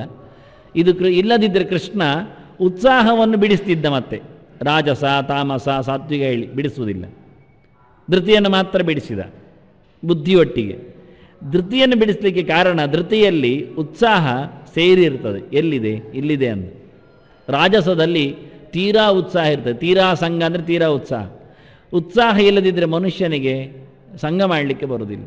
ಉತ್ಸಾಹ ಅಂದರೆ ನಾವು ಕನ್ನಡದಲ್ಲಿ ಇಟ್ಟುಕೊಂಡ್ರೆ ಹುರುಪು ಅಂತ ಇಟ್ಟುಕೊಳ್ಳುವ. ಮಾಡಬೇಕು ಎನ್ನತಕ್ಕಂತಹ ಒಂದು ರೀತಿಯ ನಿರ್ಧಾರ, ಛಲ ನಿರ್ಧಾರ. ಅದಕ್ಕೋಸ್ಕರ ಮೈಯಲ್ಲಿ ತಂದಿರತಕ್ಕಂಥ ಆಹಿತವಾಗಿರತಕ್ಕ ಕಸುಬುಗಳು ಬೇಕಾದಷ್ಟು ಇಲ್ಲ. ಅದು ಹಿಂದೆ ಹೇಳಿದ ರಾಜಸರಲ್ಲಿ ಅಥವಾ ತಾಮಸರಲ್ಲಿ ಕಾರ್ಯದ ಕ್ಷಮತೆಗಳನ್ನು ನೋಡಿಕೊಳ್ಳುವಷ್ಟು ಯೋಗ್ಯತೆ ಇರುವುದಿಲ್ಲ. ತನ್ನತನವನ್ನಾಗಲಿ ತನ್ನ ದ್ರವ್ಯಗಳಲ್ಲಿರತಕ್ಕಂಥ ಯೋಗ್ಯತೆಯನ್ನಾಗಲಿ ಅರಿತುಕೊಳ್ಳದೆ ಮುನ್ನುಗ್ಗುವುದು, ಮತ್ತೆ ಕೈ ಚಾಚುವುದು ಆಗುವುದಿಲ್ಲ ಅಂತ. ಹಾಗೆ ಪ್ರಸಂಗೇನ ಅಂದರೆ ಪೂರ್ಣವಾದ ಕಣ್ಣು, ಮನಸ್ಸು, ಇಂದ್ರಿಯಗಳು ಎಲ್ಲ, ಸರ್ವೇಂದ್ರಿಯ ಪ್ರಾಣೇಂದ್ರಿಯ ಕ್ರಿಯಾ, ಅಲ್ಲಿ ಪ್ರಾಣೇಂದ್ರಿಯ ಕ್ರಿಯೆಗಳನ್ನು ಅವ್ಯಭಿಚಾರಿಣ್ಯ ಯೋಗಿಯನ್ನು ಅದುಮಿಟ್ಟು ಅಂತ ಹೇಳಿದರೆ, ಇಲ್ಲಿ ಎಲ್ಲವನ್ನು ಪ್ರಸಂಗೇನ ಫಲಾಕಾಂಕ್ಷಿ, ಅವುಗಳನ್ನೆಲ್ಲ ಇಟ್ಟುಕೊಂಡಿದ್ದಾನೆ. ಪರಿಪೂರ್ಣವಾದ ಮನಸ್ಸು, ಕ್ರಿಯೆಯಲ್ಲಿ ತನ್ಮಯವಾದ ಮನಸ್ಸಿದೆ, ಭಗವಂತನಲ್ಲಿಲ್ಲ, ಮೋಕ್ಷೋಪಯೋಗಿಯಾಗಿಲ್ಲ. ಆದ್ದರಿಂದ ಧರ್ಮಕರ್ಮವನ್ನು ಮಾಡುವಾಗಲೂ ಈಗ ಪುಂಡರೀಗೆ ಆಗದ ದುರ್ಯೋಧನನ ಕ್ರಮದಂತೆ ಯಾಗ ಮಾಡಿದ, ಯಾಗ ಮಾಡಲು ಸದಸ್ಯರನ್ನು ಋತ್ವಿಜರನ್ನು ನೇಮಿಸಿಕೊಂಡ. ಅರಸೊತ್ತಿಗೆಯಲ್ಲಿ ಭೀಷ್ಮಾದಿಗಳೇ ನಿಂತಿದ್ದರು ಆ ಕರ್ಮಾಂಗಗಳ ಸುತ್ತ. ಆದರೆ ಲಾಭ ಏನಾಯಿತು? ಯಜಮಾನ ವರ್ಗ ಬಂಧನಕ್ಕೊಳಗಾಯಿತು. ಧರ್ಮದಿಂದ ಮೋಕ್ಷಕ್ಕೆ ಹೋಗಲಿಲ್ಲ, ಧರ್ಮದಿಂದ ಅರ್ಥ ಬಂತು. ಅವನ ಇಚ್ಛೆ ಪ್ರಸಂಗದ ಫಲಾಕಾಂಕ್ಷೆಯವನು. ಇದನ್ನು ಮಾಡಿದ್ದರಿಂದ ಏನು ಮಾಡುವ? ಚೈತ್ರರಥ ಯಾತ್ರೆಯಿಂದ ಮಾಡಿದ್ದ, ಗೌಜಿ ಸಂಭ್ರಮ ಅವಭೃತ ಅಂತ, ಅವಭೃತದಲ್ಲಿ ಯಾತ್ರೆಯಿಂದ ಮಾಡಿದ. ಧರ್ಮರಾಜಗಳಿಗೆ ತಮ್ಮ ಬಿಂಕ ತೋರಿಸಬೇಕು ಅಂತ ಹೊರಟ ಗಂಧರ್ವರು ಕಟ್ಟಿಕೊಂಡು ಹೋಗಿಬಿಟ್ಟರು. ಕರ್ಣನೂ ಸೋತ, ಸಮ್ಮುಖದಲ್ಲಿ ಓಡಿದ. ಇವರನ್ನೆಲ್ಲ ಬಿಟ್ಟುಕೊಂಡು ತಂದದ್ದಕ್ಕೆ ಹೆಮ್ಮೆ ಪಟ್ಟ. ಓ, ನೀವು ಬದುಕಿ ಬಂದ್ರಿಯಾ, ನಿಮ್ಮನ್ನು ಕಳಚಿಬಿಟ್ರಿಯಾ, ಆಯಿತಾ, ಪಾಂಡವರಿಂದ ನಿಮಗೆ ಮೋಕ್ಷ ಆಯಿತಾ, ಖುಷಿ ಆಯಿತು ಅಂದ. ಯಾಕೆಂದರೆ ಸಾಧ್ಯವೇ ಇಲ್ಲ, ಗಂಧರ್ವರೊಡನೆ ನನ್ನ ಹತ್ರ ಹೋರಾಡುವಷ್ಟು ಅಸ್ತ್ರಬಲವೇ ಇರಲಿಲ್ಲ ಅಂತ ಕರ್ಣ ಕೈ ಮೇಲೆ ಮಾಡಿ ಆಗಿತ್ತು. ದುರ್ಯೋಧನ ಬದುಕಿ ಬಂದದ್ದೇ ಅವನಿಗೆ ಖುಷಿಯಾಗಿತ್ತು, ಅಷ್ಟು ಜನರು. ಅದನ್ನ ಧರ್ಮದಿಂದ ಏನಾಯಿತು? ಲಾಭ ಆಗಲಿಲ್ಲ ಅಂತ, ಪ್ರಯೋಜನ ಆಗಲಿ. ಯಾಕೆಂದರೆ ಅವನ ಮನಸ್ಸಿಗೆ, ಪ್ರಾಣಕ್ಕೆ, ಇಂದ್ರಿಯಗಳಿಗೆಲ್ಲ ಬೇಕಾದಂತಹ ಗಮ್ಮತ್ತುಗಳನ್ನು ತೋರಿಸಲಿಕ್ಕೆ ಹೊರಟ, ಸಿಕ್ಕಿಬಿದ್ದ. ಅದರಿಂದ ಧರ್ಮವೇ ಉದ್ಧಾರಕ್ಕೆ ಹೇಳಬೇಕಾಗಿಲ್ಲ, ಧರ್ಮವು ಮೋಕ್ಷಕ್ಕೆ ಬಾಗಿಲಾಗುತ್ತೆ ಹೇಳಲಿಕ್ಕಾಗೋದಿಲ್ಲ. ಧರ್ಮವನ್ನು ದುಡಿಸಿಕೊಂಡಾಗೆ ಉಂಟು. ನಾವದನ್ನು ನಮ್ಮ ಪ್ರಸಂಗದಲ್ಲಿ ತಂದರೆ, ಪರಿಪೂರ್ಣವಾಗಿರತಕ್ಕ ಆಸಕ್ತಿಯಲ್ಲಿ ತಂದಾಗ, ಮನಸ್ಸು ಅಲ್ಲಿ ಕೊಟ್ಟು ಇಂದ್ರಿಯಗಳನ್ನು ದುಡಿಸಿಕೊಂಡು ಸಂಪತ್ತನ್ನೆಲ್ಲ ಬೇಕಾದಷ್ಟು ವಿನಿಯೋಗಿಸಿಕೊಂಡು, ಹೇಳುವವರು, ಧರ್ಮ ಮಾಡುವವರು, ನಾನು ದುಡ್ಡಿನ ಬಗ್ಗೆ ಆಚೀಚೆ ನೋಡಲೇ ಇಲ್ಲ, ಖರ್ಚು ಮಾಡಿದೆ. ಹೌದು, ಅವನು ಪ್ರಸಂಗೇನ ಫಲಾಕಾಂಕ್ಷಿ. ಖರ್ಚು ಮಾಡಿ ಆಚೆ ಬದಿಯಿಂದ ಗೋರುವವ ಹೇಳಲಿಲ್ಲ. ಅವನದು ಎದುರು ಮಾತ್ರ ಖರ್ಚು ಮಾಡಿದ್ದು ತೋರಿಸಿದ, ಇನ್ನೊಂದು ಬದಿಯಿಂದ ಒಟ್ಟು ಮಾಡಿದ್ದನ್ನು ಹೇಳುವುದೇ ಇಲ್ಲ, ಸಹಾಯ ಮಾಡಿದ್ದು ಹೇಳುವುದೇ ಇಲ್ಲ, ಕೇಳುವುದೇ ಇಲ್ಲ. ಅದನ್ನ ಪ್ರಸಂಗವನ್ನು ಕೃಷ್ಣ ಇಲ್ಲಿ ಒಳಗಿಂದ ತೂರಿಸಿಟ್ಟಿದ್ದಾನೆ. ಸಂದರ್ಭ ಬಂದಾಗ ಇವರು ಬಿಡುವುದಿಲ್ಲ ದೊಣ್ಣೆ ಬಿಸಾಡಲಿಕ್ಕೆ ಅಂತಾನು. ಆದ್ದರಿಂದ ಅವರು ರಾಜಸರು ಅಂತ. ನಿಜವಾಗಿ ಫಲವನ್ನು ತೊರೆದು ಅವರು ಮಾಡಿದರೆ ಚೆನ್ನಾಗಿರ್ತದೆ. ಫಲವನ್ನು ತೊರಿಬೇಕು, ಸಂಘವನ್ನು ತೊರಿಬೇಕು, ಎರಡು ಬಿಡಲಿಲ್ಲ. ಆದ್ದರಿಂದ ಎರಡರ ಮೇಲೆ ಯೋಗ ನಿಂತಿದೆ ಅಂದ. ಯೋಗದ ಕಥೆಯಾಗಿ ಯೋಗ ಏನು ಮಾಡುತ್ತೆ ಅಂದರೆ, ಭಗವಂತನಲ್ಲಿ ಸಂಬಂಧವನ್ನು ಹಚ್ಚುತ್ತೆ, ಕರ್ಮದಲ್ಲಿ ಸಂಬಂಧವನ್ನು ಕಳಚುತ್ತೆ. ಆದ್ದರಿಂದ ಕರ್ಮದಲ್ಲಿ ಬರತಕ್ಕಂಥ ಒಳಿತು ಕೆಡುಕುಗಳಿಗೆ, ಅಂದರೆ ಇಲ್ಲಿನ ಮೋಕ್ಷ ಎನ್ನುವ ಒಳಿತು ಎಲ್ಲರಿಗೂ ಬೇಕು. ಈ ಮೂರು ಲೋಕದ ಒಳಿತು ಕೆಡುಕುಗಳಿಗೆ ಅವನು ಯಾವತ್ತೂ ಸಹ ಅಂಟಿಕೊಳ್ಳುವುದಿಲ್ಲ. ಅದನ್ನು ಕೃಷ್ಣ ಹೇಳಲಿಕ್ಕೋಸ್ಕರ ಪ್ರಸಂಗೇನ ಫಲಾಕಾಂಕ್ಷಿ ಧರ್ಮ ಕಾಮಾರ್ಥಾನ್ನ ಧೃತ್ಯ ಧಾರಯತೆ. ಧರ್ಮ ಕಾಮ ಅರ್ಥಗಳನ್ನು ಕರ್ತವ್ಯತ್ವೇನ ಮಾಡ್ತಾನೆ. ಧಾರಯತೆ ಅಂದರೆ ಆಗಿ ಅವನ ಧೃತಿ ಅಷ್ಟು ಜೋರಿರಲಿಕ್ಕೆ ಕಾರಣ ಅಂದರೆ, ಶಾಸ್ತ್ರದಲ್ಲಿ ಧರ್ಮ ಮಾಡಬೇಕು ಹೇಳಿದ್ದಾರೆ, ಮಾಡುತ್ತೇನೆ. ಶಾಸ್ತ್ರದಲ್ಲಿ ಸಂಪತ್ತನ್ನು ಹೀಗೆ ವಿನಿಯೋಗಿಸಿಕೊಳ್ಬೇಕು, ಮಾಡಬೇಕು. ಆದರೆ ವಾಸ್ತವವಾಗಿ ಆ ಪ್ರಮಾಣಗಳಲ್ಲ. ಪ್ರಮಾಣ ಎಲ್ಲದಕ್ಕೂ ಇರ್ತದೆ. ಇದು ದೊಡ್ಡ ದುರಂತ ನಮ್ಮದು. ಯಾಕೆಂದರೆ ನಾವು ಪ್ರಮಾಣಗಳು ಅಂತ ನಂಬುವುದನ್ನು ಯಾವುದೋ ಒಂದು ಗ್ರಂಥದ ಯಾವುದೋ ಒಂದು ಗೆರೆಯನ್ನು, ಶ್ಲೋಕವನ್ನು ಅಷ್ಟೇ. ಆ ಗ್ರಂಥವನ್ನು ಮೊದಲು ಪ್ರಮಾಣ ಹೇಳಬೇಕಾದ್ರೆ ಆಚೀಚೆ ನೋಡಬೇಕೆನ್ನುವ ಯೋಚನೆ ನಮಗಿಲ್ಲ. ಒಂದೊಮ್ಮೆ ನಾವು ಹೇಳಿದ್ದೇ ಗ್ರಂಥಗಳಲ್ಲೇ ಇಟ್ಟುಕೊಳ್ಳುವ ಅಂದರೂ ಅಲ್ಲಿಯೂ ಆಚೀಚೆ ವ್ಯತ್ಯಾಸ ಇದೆ. ಪ್ರಮಾಣಗಳನ್ನು ಪ್ರಮಾಣಗೊಳಿಸಲಿಕ್ಕೆ, ಪ್ರಮಾಣೀಕರಿಸಲಿಕ್ಕೆ ಕೆಲವು ಉಪಾಯಗಳಿವೆ. ಇಷ್ಟೇ. ಮನುಷ್ಯ ಅಂದ ತಕ್ಷಣ ಊಟಕ್ಕೆ ಯೋಗ್ಯ ಹೇಳಬಾರದು. ಮನುಷ್ಯ ಹಸಿವೆ ಉಂಟವನಿಗೆ, ಹೌದು ಹಸಿವೆ ಉಂಟು, ನಾವಿವತ್ತು ಮಾಡಿದ್ದು ಹಲಸಿನಕಾಯಿ ಗಿಡ್ಡೆ, ಊಟ ಹಾಕುವುದಾ ಹಾಕಿದರೆ ಹರಸಿನ ಗುತ್ತದವ ಇದ್ದರೆ ಸತ್ತೇ ಹೋಗ್ತಾನೆ. ಅಥವಾ ಜ್ವರಗ್ರಸ್ತನಾಗಿದ್ದರೆ ಅವನು ಅಜೀರ್ಣನಾಗಿ ಸಾಯ್ತಾನೆ. ಹಾಕ್ಲಿಕ್ಕೆ ಆಗುವುದಿಲ್ಲ. ಮನುಷ್ಯ ಅಂತ ತಕ್ಷಣ ಊಟಕ್ಕೆ ಯೋಗ್ಯ ಹೇಳಬೇಡಿ, ಕಷ್ಟ ಉಂಟಾ ಅಂತಾನೆ. ನಾವು ಪ್ರತಿಯೊಬ್ಬನ ಯೋಗ್ಯತಾ ಪರೀಕ್ಷೆ ಮಾಡೋದು ಅದಕ್ಕಲ್ವ. ಹಾಗುಂಟೋ ಹೀಗುಂಟೋ, ರೋಗಿಗಳಿರಬಾರ್ದು, ಗರ್ಭಿಣಿಯವರಾಗಿರಬಾರ್ದು ಎಲ್ಲ ಹೇಳಿಕೊಳ್ಳಿಕ್ಕೆ ಕಾರಣವೇ ಅಷ್ಟೇ ತಾನೇ. ಅದರಿಂದ ಧರ್ಮಕರ್ಮಗಳು ಎಲ್ಲವೂ ಸಹ ಕರ್ತವ್ಯ ಅಂತ ಹೇಳಿಕೊಂಡು ಪ್ರಮಾಣವಾಗಿ ನಾವು ಅದನ್ನು ಸ್ವೀಕಾರ ಮಾಡಲಿಕ್ಕಾಗುವುದಿಲ್ಲ. ಪ್ರಮಾಣದಲ್ಲಿ ಪ್ರಮಾಣೀಕರಿಸುವ ವಿಧಾನಗಳಿವೆ, ತುಂಬ ವಿಧಾನಗಳಿವೆ. ಪೂರ್ವೋತ್ತರ ವಿರೋಧ ಆಗಬಾರ್ದು, ಇತರ ಶಾಸ್ತ್ರಗಳು ಹೊಡೆಯಬಾರ್ದು, ಅದರಲ್ಲಿ ಸಂಕೋಚ ಮಾಡಲಿಕ್ಕೆ ಅವಕಾಶ ಇರಬಾರ್ದು, ಅದು ಸಾವಕಾಶ ಅದರದ್ದು ಬಿಟ್ಟುಕೊಡ್ಬೇಕಾಗತ್ತೆ. ಹೀಗೆಲ್ಲ ಸುಮಾರುಗಳಿವೆ. ಇದು ತುಂಬ ಪ್ರಮಾಣವನ್ನು ಪ್ರಮಾಣ ಹೇಳಿಕೊಳ್ಳಲಿಕ್ಕೆ ಪ್ರಮಾಣ ಉಳ್ಳವರಿಗೇ ಕಷ್ಟ ಆಗುತ್ತೆ, ಪ್ರಾಮಾಣಿಕರಿಗೆ ಸೋಲ್ತು ಹೋಗ್ತಾರೆ ಅವರು. ಆಗಿರುವಾಗ ಪ್ರಮಾಣ ಇದೆ ಅಂತ ಮಾಡ್ತೇವೆ ಹೇಳಬೇಡಿ. ಆದರೆ ಯಾವುದೇ ಧರ್ಮ, ಶುಕ್ರನ ಬಲಿರಾಜನಿಗೆ ದಾನ ಕೊಡಬೇಕು ಅಂದರೆ ದಾನ, ಧರ್ಮ, ಅರ್ಥ, ಕಾಮ, ತನ್ನ ಬಯಕೆಗಳಲ್ಲಿ ಯಾಗ ಮಾಡುತ್ತಾ ಇದ್ದಾನೆ. ಯಾಗದ ಪರಿಪೂರ್ಣತೆ ಅವನಿಗೆ ಬೇಕಾಗಿದೆ. ಯಾಗ ಶಾಲೆಗೆ ಬಂದವನಿಗೆ ತಾನು ಏನು ಬೇಕಾದರೂ ಕೊಡುವುದು ಅವನ ಒಂದು ಧೀರ ಸ್ವಭಾವ. ಹೇಳುತ್ತಾನವ, ಇಲ್ಲಿ ನಾನು ಕೊಟ್ಟರೆ ಇನ್ಯಾರತ್ರವೂ ನೀನು ಕೇಳಬಾರದು, ಅಷ್ಟು ಕೊಡಬೇಕು ನಾನು. ಇಲ್ಲಿ ನಾನು ಕೊಟ್ಟರೆ ಇನ್ನೊಮ್ಮೆಯೂ ನನ್ನ ಹತ್ರವೂ ಕೇಳುವ ಪ್ರಸಂಗ ನಿನಗೆ ಬರಬಾರದು, ಅಷ್ಟು ಪಡಿಬೇಕು ನೀನು. ಇದು ಅವನ ಧೋರಣೆ. ಇದು ಒಂದು ರೀತಿಯ ಅರ್ಥದಲ್ಲಿರತಕ್ಕವನ ಕಾಮನೆಗಳು, ಸಂಪತ್ತಿನ ಮೇಲೆ ನಿಂತವನ ಕೀರ್ತಿಯ ಬಯಕೆ, ಅಂಥದ್ದೊಂದು ಧರ್ಮದ ರೂಢಿ. ಇಷ್ಟು ಮೂರು ಒಟ್ಟು ಸೇರುವಂಥವು. ಅವನು ರಾಜನಾಗಿದ್ದಾನೆ, ಸ್ವರ್ಗದ ಆಡಳಿತ ಸಿಗುವಷ್ಟವನಲ್ಲಿ ಸಂಪತ್ತು ಮೇಳೈಸಿದೆ. ಈಗ ಎಲ್ಲರೂ ಕಿತ್ತೋಗಿದ್ದಾರೆ ಸ್ವರ್ಗವನ್ನು ತೊರೆದು. ಹಾಗಿರುವಾಗ ಅರ್ಥ ಪ್ರಧಾನನಾಗಿ ನಿಂತಿದ್ದಾನೆ, ಬಯಕೆ ಇನ್ನಷ್ಟು ಎತ್ತರದಲ್ಲಿ ಕೂತಿದೆ, ಅದಕ್ಕೋಸ್ಕರ ಧರ್ಮಕರ್ಮದಲ್ಲಿ ತೊಡಗಿದ್ದಾನೆ. ಆಗ ಶುಕ್ರಾಚಾರ್ಯ ಹೇಳುತ್ತಾರೆ, ನೀನು ಎಲ್ಲವನ್ನು ಕೊಟ್ಟು ಖಾಲಿ ಮಾಡಿಕೊಳ್ಳುವುದು ಎನ್ನುವುದು ಒಂದು ಧರ್ಮ ಅಲ್ಲ. ಅದು ಹೀಗಿದೆ, ಅದರ ವಿತರಣೆ ಎನ್ನುವುದು, ಅದರ ವ್ಯವಸ್ಥೆ ಎನ್ನುವುದು ಹೀಗಿದೆ ಅಂತ ನಾವು ಒಂದೊಂದಿಷ್ಟಿಷ್ಟು ಅಂಶ ಹೇಳುತ್ತಾ ಧರ್ಮಾಯ ಯಶಸ್ಸೆ ಅರ್ಥಾಯ ಕಾಮಾಯ ಸ್ವಜನಾಯ ಚ ಅಂತ ಬೆರಳಿದ್ದದ್ದನ್ನೆಲ್ಲ ಲೆಕ್ಕ ಮಾಡಿ ತೋರಿಸಿದವನಿಗೆ. ನೀನು ಧರ್ಮಕ್ಕೊಂದಿಷ್ಟು ಖರ್ಚು ಮಾಡು, ನಾನು ಅಡ್ಡ ಬರುವುದಿಲ್ಲ. ಯಶಸ್ಸೇ ಕೀರ್ತಿಗೋಸ್ಕರ ಖರ್ಚು ಮಾಡು, ಅಲ್ಲಲ್ಲಿ ಹೆಸರು ಹಾಕಿರ್ತಾರೆ, ಶಾಶ್ವತ ಫಲಕದಲ್ಲಿ ನಿನ್ನ ಹೆಸರು ಬೀಳ್ತದೆ, ಅದಕ್ಕೊಂದಿಷ್ಟು ದುಡ್ಡು ಕೊಡಲಿಕ್ಕೆ ತೆಗೆದಿಡು. ಅರ್ಥಾಯ, ಆನಂತರ ನಾಳೆ ದುಡ್ಡು ಬೇಕು ಅಂದರೆ ಎಲ್ಲಿ ಉಂಟು, ಆದ್ದರಿಂದ ವಿತ್ತಾಗಾರದಲ್ಲಿ ಇಡ್ಲಿಕ್ಕೊಂದು ದುಡ್ಡಿಡು, ಅದು ದುಡ್ಡು ಮರಿ ಆಗ್ತಾ ಇರ್ತದೆ, ಅಲ್ಲಿಗಂದು ಹಾಕಿಬಿಡು. ಅರ್ಥಾಯ. ಆನಂತರ ಕಾಮಾಯ, ನಿನಗೆ ಬೇಕು ಅಂದರೆ ಯಾರು ಕೊಡ್ತಾರೆ, ನಿನ್ನ ಬದುಕಿನಲ್ಲಿ ಬಯಕೆಗಳಿಗೋಸ್ಕರ ನೀನೊಂದು ಪಾಲ ತೆಗೆದಿಡು, ಅದೊಂದು ಬೇರೆ ಪರ್ಸನಲ್ ಅಕೌಂಟ್ ಒಂದು ಬೇರೆ ಅಂದ. ಇದು ಪಬ್ಲಿಕ್ ಅಕೌಂಟ್ ಆಗಿ ಹೇಳಿದ ಅರ್ಥಾಯ ಎನ್ನುವುದು, ಅದು FD, ಇದು ಬೇರೆ SB. ಎರಡನ್ನು ವ್ಯತ್ಯಾಸ ಮಾಡಿ ಹೇಳ್ತಾನೆ, ಎಲ್ಲ ಶುಕ್ರಾಚಾರ್ಯ ಆಗಿ.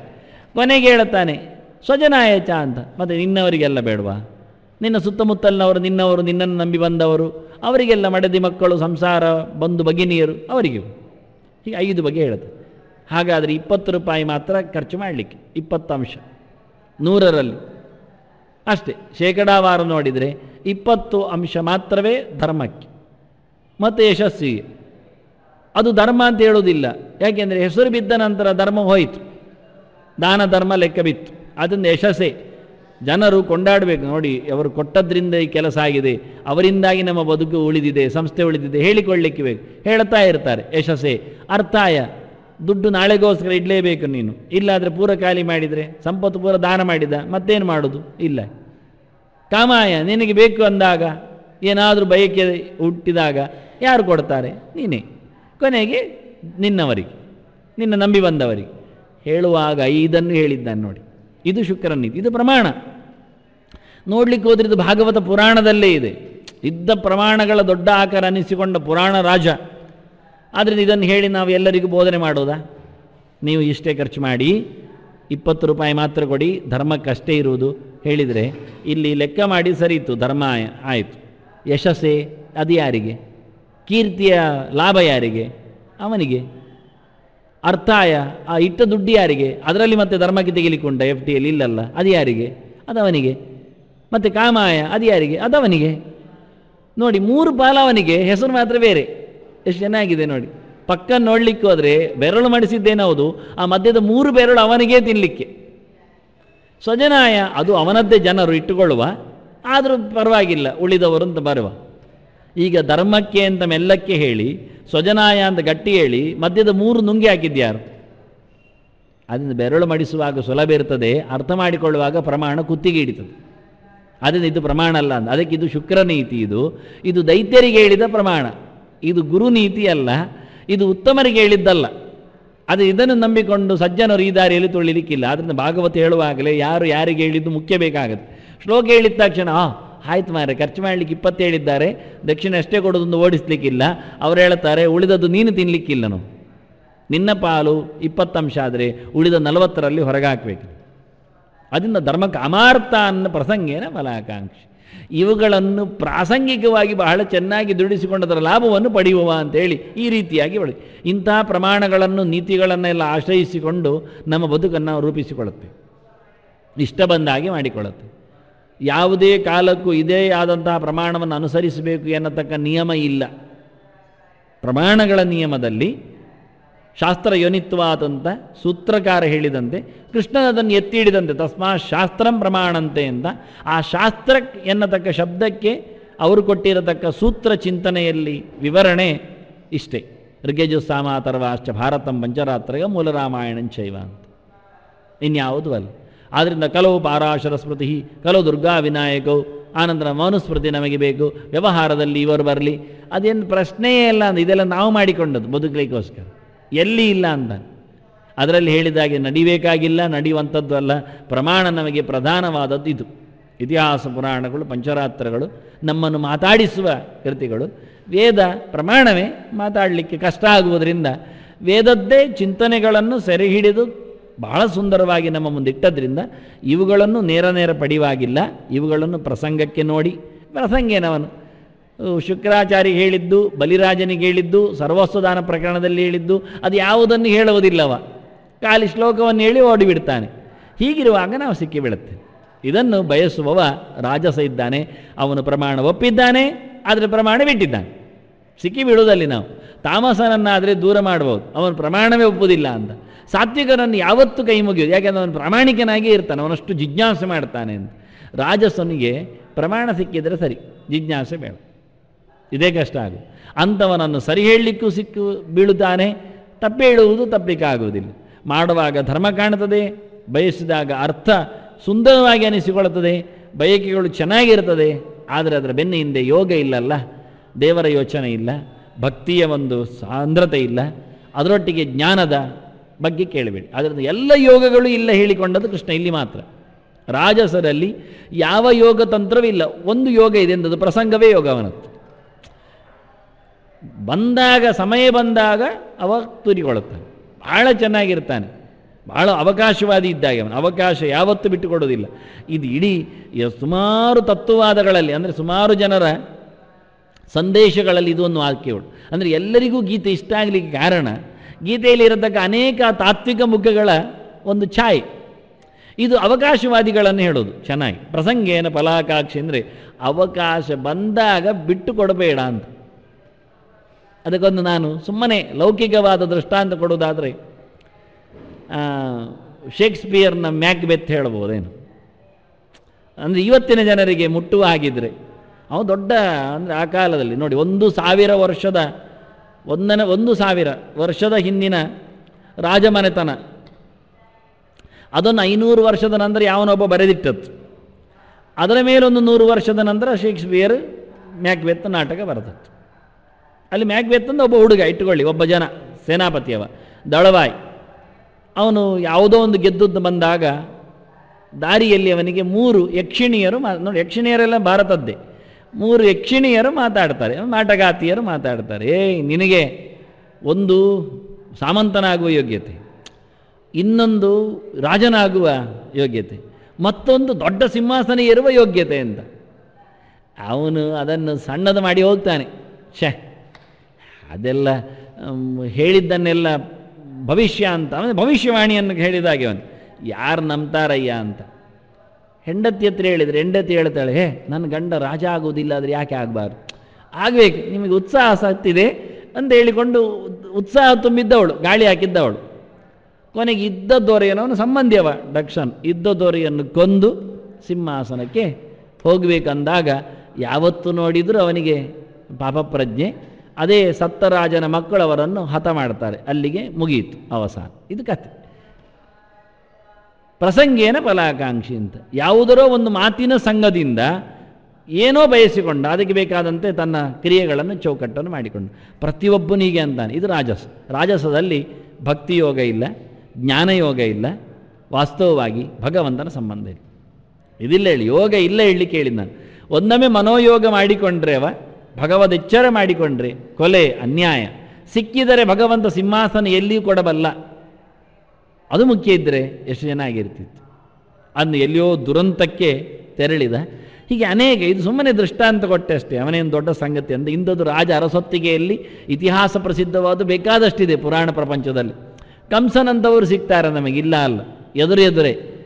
ಹಾಗಾಗಿ ಇದನ್ನೆಲ್ಲ ಅವರು ಇಟ್ಟುಕೊಂಡೇ ಹೇಳಿರ್ತಾರೆ, ನಡೆದಿರ್ತಾರೆ. ಆದರೆ ನಡೆದ ಘಟನೆಗಳ ಇತಿಹಾಸವನ್ನು ಅವರು ಬರೆದಾಗ ನಮಗೆ ಖುಷಿಯಾಗೋದು. ದುರಂತ ನಾಟಕವನ್ನು ಅವು ಬರೆದ, ಅವನು 10-50 ನಾಟಕ ಬರೆದಿದ್ದಾನೆ. ಆ ಕಾಲದಲ್ಲಿ ಜನರಿಗೆ ಅದು ಬೇಕಿತ್ತು, ಮುಗಿಯಿತು. ಇವತ್ತು ನಮ್ಮದು ಮನೆಯಲ್ಲಿ ನಾಟಕ ಇರುವಾಗ ಯಾಕೆ ಬೇಕಾಗತ್ತೆ? ಇಡೀ ಧಾರಾವಾಹಿಗಳು ದಿನಕ್ಕತ್ತು ಪ್ರಚಾರ ಆಗ್ತಾ ಇರುವ ಮನೆ ಇದ್ದಾಗ ಯಾರಿಗೆ ನಾಟಕ ಬೇಕು, ಯಾವುದು ನಾಟಕ ಬೇಕು? ಯಾಕೆ ಮಾಡದ ನಾಟಕಗಳೇ ಇಲ್ಲ ಈಗ. ಬದುಕೇ ಒಂದು ನಾಟಕ ಆಗಿಬಿಟ್ಟಿದೆ ಪ್ರತಿಯೊಬ್ಬರದ್ದು. ನಗುವಿನಿಂದ ಹಿಡಿದು ಕಾಲ ಬುಡದವರೆಗೂ ಹೆಜ್ಜೆ ಅಡಿಗೂ. ನಾನು ಹೇಳೋದಾಗಿ, ನಗು ಮೋರೆಯ ಎತ್ತರದ ಮೇಲಿನ ಸೊತ್ತು, ಆದರೆ ನಡಿಗೆ ಕಾಲಿನ ಅಡಿಯಿದ್ದು ಕೊನೆದ್ದು. ನಡಿಗೆಯಿಂದ ಹಿಡಿದು ನಾಟಕ, ನಗುವಿನವರೆಗೂ ನಾಟಕ. ಆಹಾ, ಅದ್ಭುತ. ಯಾರನ್ನು ವಂಚಿಸಲಕ್ಕೂ ಅಂದರೆ ನಾವು ನಮ್ಮನ್ನೇ ನಮ್ಮ ಹೆಜ್ಜೆಯಿಂದ ವಂಚಿಸ್ತೇವೆ, ನಾವು ನಮ್ಮನ್ನೇ ನಮ್ಮ ತುಟಿಯಿಂದ ಮುಚ್ಚಿಕೊಳ್ಳುತ್ತೇವೆ. ಅದರಿಂದ ಕೃಷ್ಣ ಪ್ರಸಂಗೇನ, ನನಗೆ ಇಷ್ಟ ಆಗೋದು ಅವನದ್ದು, ಪ್ರಸಂಗೇನ ಫಲಾಕಾಂಕ್ಷಿ. ಸಮಯ ಬಂದಾಗ ಬಿಡುವುದಿಲ್ಲ ನೋಡು, ಅದು ರಾಜಸ ಧರ್ಮ ಅಂತಾನೆ. ಅವಕಾಶವಾದಿಯ ಒಂದು ಅದ್ಭುತವಾದ ರೋಚಕವಾದ ತತ್ವ ಹೇಳಿದ. ಅದು ಕೃಷ್ಣ ಹೇಳ್ತಾನೆ, ಅವಕಾಶದಲ್ಲಿ ಇವರು ದೇವರನ್ನು ಬಲಿ ಕೊಡುತ್ತಾರೆ, ದೆವ್ವಗಳನ್ನು ಮೇರಿಸ್ತಾರೆ. ಇದು ಕಷ್ಟ. ಧರ್ಮ ಕಾಮಾರ್ಥಾನೆ ಹೇಳಿದ್ದಾಗೆ ಅದಕ್ಕೆ ಒಟ್ಟು ಮಾಡಿದ. ಧರ್ಮಂ ಅರ್ಥಂ ಕಾಮಂ ಹೇಳಲಿಲ್ಲ.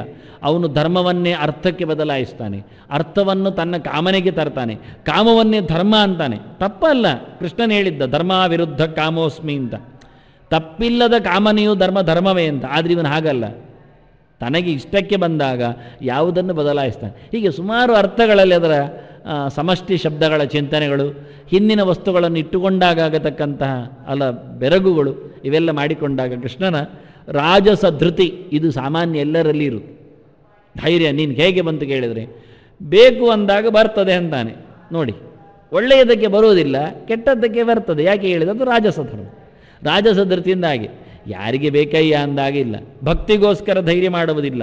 ಜ್ಞಾನದ ಅಂಗಳದಲ್ಲಿ ಅವನು ಧೃತಿ ವಹಿಸಿಕೊಂಡು ಎಂಥದ್ದು ಆಗುವುದಿಲ್ಲ, ಬರುವುದಿಲ್ಲ. ಕೇಳಿದರೆ ಮನಸ್ಸು ಹಗುರಾಗುತ್ತೆ. ಹಗುರಾದರೆ ನಾವು ಹಾರಿ ಹೋಗ್ತೇವೆ, ಜನ ನಮ್ಮನ್ನು ನುಂಗಿಬಿಡ್ತಾರೆ. ಬೇಡಪ್ಪ, ನಾವು ಕೇಳೋದೇ ಇಲ್ಲ ಅಂತಾರೆ. ಎಷ್ಟು ಚೆನ್ನಾಗಿರುತ್ತೆ ಇದು ಧೈರ್ಯ. ಕೇಳಲಿಕ್ಕೆ ಧೈರ್ಯ ಮಾಡೋದಿಲ್ಲ ಅವರು, ಏನಾದರೂ ಓದಲಿಕ್ಕೆ ಹೋಗುವುದಿಲ್ಲ. ಇದನ್ನೆಲ್ಲ ಪ್ರಸಂಗೇನ ಫಲಾಕಾಂಕ್ಷಿ ಎನ್ನುವಲ್ಲಿ ಸ್ವಾರ್ಥಕ್ಕೋಸ್ಕರ ಜನ ಏನನ್ನು ಬಲಿ ಕೊಡ್ತಾರೆ ಎನ್ನುವ ಅರ್ಥದಲ್ಲಿ ತೋರಿಸಿಕೊಟ್ಟ. ಶ್ರೀಕೃಷ್ಣಾರ್ಪಣಮಸ್ತು, ಶ್ರೀಕೃಷ್ಣಾರ್ಪಣಮಸ್ತು, ಶ್ರೀಕೃಷ್ಣಾರ್ಪಣಮಸ್ತು, ಶ್ರೀಕೃಷ್ಣಾರ್ಪಣಮಸ್ತು, ಶ್ರೀಕೃಷ್ಣಾರ್ಪಣಮಸ್ತು.